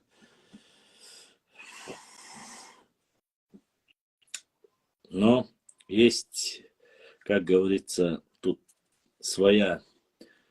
Если вы говорите как экономическая модель, я с вами согласен, да, сия. Базар сия союза, шелах танцани шецадерс безар, цутадерча. Amma iduysa dat sonders way idis dule chadet san petrol. Arbaart was baart so les coach dort sondera. Khid شيء مخكع شيء تصحى شريك دو بازر شيء كويس أما خوش لو دعيا غير دري بازر صناعية تاع هون يستدل صناعة تقع يشابر سياسة بالت نعيا خنزان وقوي тарих. Башлам, какие книги посоветуешь почитать интересные? А что ты именно, на что ты акцентируешь внимание? Что тебе важно, скажи мне. Если о государственности, обязательно прочитай Макиавелли. Для начала. Потом книгу, если про историю, Асана Бакаева и Сигаури. Это два альма-матер, так сказать, два самых важных учебника. Если ты про период Аланского, лучше, чем Хизриев Хаджи Ахмедович, никто не написал. Это Аланское царство и наше место в Аланском царстве. Кстати, я эти материалы публиковал, у меня есть. Если о древней нашей истории, можно прочитать Гурама Гумбу. Есть тоже хорошая книга. Не знаю, достанешь ты ее или нет, там всего лишь 1000 экземпляров. Вот. А если вообще ты хочешь узнать более подробно о взаимоотношениях и нападках между Чечней и Ингушетией, допустим, книга Хамсата Мухаева «В поисках национальной идентичности». Более глубоко изучать историю нужно по разным книгам. Тут нету одной универсальной книги. В этом и есть вся проблема нашей истории. Было бы неплохо. Вот. Хорошие книги очень редкость. Вот мне приходится доставать, просить там одну, здесь другую, упрашивать. Если у меня получается там собрать достаточно donation, то есть собрать достаточно, у людей возникает небольшая диссонанс возникает. Сколько же это достаточно и так далее. Вы должны понимать. Donation это 50, 100, 150, 250, 300 рублей там. Некоторые иногда там 500 или 1000 могут прислать. Иногда. В основном это 150 рублей. Вот такие суммы бывают. Одна книга, хорошая книга, допустим, последний, который раз я видел, это Лечи Илясова книга, которую я хотел приобрести, новая, которой у меня нету. Она стоит плюс-минус, 6 тысяч стоила, 6500. Мы вместе ходили в магазин. Одна книга стоит. Редкая книга вообще стоит дорого, ее не найти. Антикварные книги, вам Джанлай Хамхоев из Ингушетии рассказывал, который проходил мне в эфир, он говорил, в Москве она стоит то ли 170 тысяч или 120 тысяч, где-то так стоит антикварная книга. Вот такие вот дела, книги очень дорогие, не говоря уже о чем-либо другом. Башлам посовет про книги я сказал, справедливый Ростов. Башлам, вроде тебя видел на днях возле аварии в Санкт-Петербургской улице в Грозном.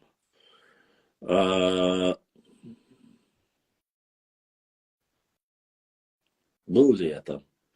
Я не знаю. Может быть, у аварии я не останавливался. Может, мимо проезжал, может быть. А так, в основном, я бываю на проспекте, в стейкхаусе, японском дворике. Так, стейкхаусе на Первомайской. Есть еще одно заведение на торговом центре «Минутка». Где еще я бываю часто? По проспекту Асимбаева, бульвар Асимбаева бываю. В Грозном моле бываю. В Гранд-парке бываю. В Вай-парке бываю. Это места, где я бываю. Как бы вот я отчитался.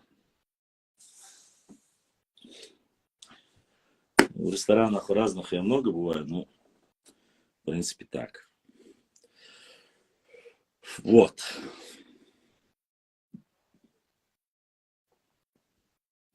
Как бы я не хвастаюсь, не надо говорить, что я хвастаюсь, нет.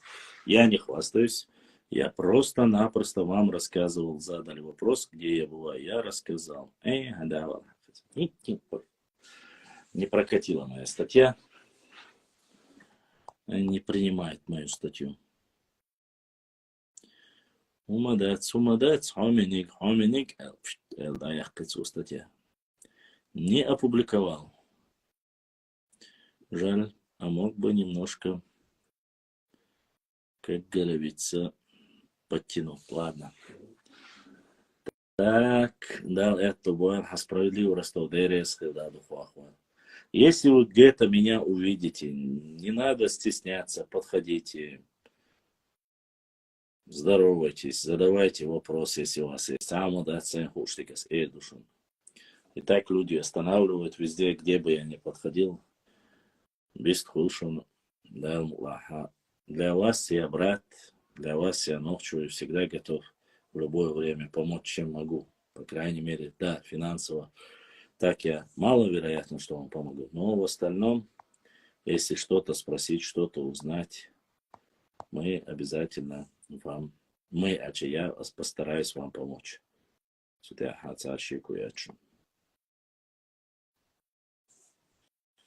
Вот так вот как-то.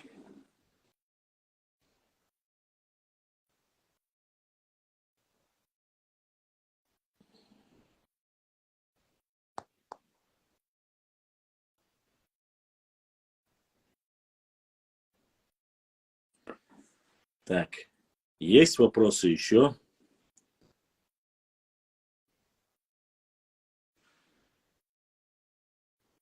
Если есть, задавайте. Мы ответим. Мы, Оля, во множественном числе, конечно, не подумайте ничего плохого. Я имею в виду мы, это вы и мы вместе, потому что тут не только мой индивидуальный подход, если у вас есть какое-то дополнение к сказанному, я всегда рад. Башлам, ассаламу алейкум. А что почему? Алейкум ассалам. Да, говорят, что закинули. Закинули, а сейчас вы хаятин, что решаю? Ну, как всегда, я надеюсь, все правильно поймут, речь идет не обо всех, кто имеет там крутые машины. Я имею в виду конкретно те люди, которые там имеют миллионы и миллионы и не делают ничего для своей родины, большой, малой, без разницы. Речь идет о них. Речь шла конкретно о людях, которые могли бы посодействовать для работы, поддержки, развития нашей истории, археологии и так далее и тому подобное. Речь не идет о госслужащих и так далее. Там, боже упаси, там сразу судебные иски и все. Мы и так делаем. Нет, речь идет о тех людях, которые показывают деньги и говорят, вот, кто меня найдет по этой программе, я тому 20 тысяч дам, я тому 50 тысяч дам. Тем самым оскорбляя как собственный народ и достоинство нашего и так далее и тому подобное. Цундайра нохчахала ищет мадицер аттадации. Нам бы, если каждый приложить усилия, каждый, наверное, думает, что все исправится. Маша Аллах,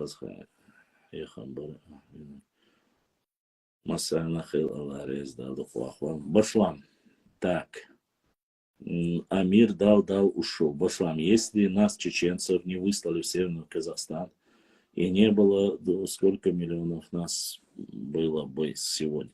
Гипотетически, ну, если ты не считаешь Кавказскую войну, да, ты, кажется, выслали в Казахстан, говоришь. Но, наверное, было бы сейчас миллионов в Казахстан и 2 войны. Да, 3 миллиона было бы. 3,5 миллиона было бы, если мы говорим. Если мы считаем сегодняшней статистикой, то сегодня считается, что чеченцев по всему миру вместе всех взятых 2 миллиона. Ты можешь спокойно увеличить на 2, то есть на 2, 2,5, где-то 4-5 миллионов. Если мы говорим. Если ты отталкиваешься от официальной статистики 1 650 000, 2 войны, 300 тысяч, 1 950 000. В Казахстане погибло там в процентном соотношении 30-40, 20-30-40 где-то процентов погибло. А было 750 тысяч, некоторые говорят 900 тысяч, но ладно, отталкиваемся от официального числа. 750, погибло где-то 200 тысяч. Получается у тебя итого 1 600 000, 1 900 000, 2 200, где-то 3 миллиона уходит, грубо говоря. Вот так выходит. Башлам, как вы думаете, аух восстановят вроде великого? Аух, я надеюсь на справедливость, и Меликов грамотный очень, так скажем, прямой человек, который может при нужном подходе достичь справедливого решения. Но тут вопрос решает не только Меликов. Там ряд чиновников, которые его окружают, лобби в Москве и так далее и тому подобное. Поэтому тут, причем тут Кадыров? Кадыров и Даудов, они могут высказать чаяние своего народа, части своего народа. А восстановление или не восстановление Ауховского района, это прямое дело самого Дагестана в данный момент. Почему? Потому что мы можем только им напомнить и сказать, как это делает руководство каждого 23 февраля. И говорит, мы знаем о домах, которые не вернули, и о восстановлении Ауховского района. Мы знаем, мы помним. Руководство всегда делает этот посыл. А делать это, решить этот вопрос так или это личное дело, как говорится, в Республике Дагестан, ну, точнее России. Когда это преподносится в таком формате, как ты это делаешь, это получается, что мы, чеченцы, должны воспользоваться своим, как говорится, государственными возможностями, административными возможностями надавить или пролоббировать, заставить Меликова изменить внутреннюю ситуацию в своем же Дагестане. Это попахивает того, что вы хотите просто, не ты конкретно, а человек, который задает этот вопрос, как будто хочет подставить чеченцев. И нормальный чеченец всегда должен понимать и сказать, это ваши внутренние дела, и вы должны действовать, но вы должны действовать по закону. Закон таков, закон о реабилитации говорит так-то, так-то. И вы должны, обязаны восстановить Ауховский район, отдать все земли ауховцев им. Вот это наша цель. Остальное все, то, что делается, это внутреннее дело Дагестана. Аудер махыл махчи. Щащу прямо воздает, а елама дает. Да дизег нохчи, айду да дизег нохчи, хун хош да дизег. Аухой махка бочалец. Айя бош махвёш, ир квач, етош да диштац. Хейх лехал диз. Хунд элче, тяшен бяк, я мартво, му бо, му йо, война хитна. Ца эзер исба дюздре иссолчера. Нис элер мачуксо. Ага. Две солчера. Да что ли? Что мацо. Амма кварт хлбиз, хейк лехлдиз, дикрин хлду. Это он тяхал, воедан, так зубы-то. Башлам Сулейманов, кстати, писал, что Шаруй это акинцы тоже, или от них тоже в этом плане. Слышал про это? Нет, не слышал про это. К сожалению, не слышал. Ладно, уважаемые друзья, у меня все показывает на баланс, показывает, что у меня закончились, как говорится, финансовые возможности. На этом мы сегодня заканчиваем свой эфир.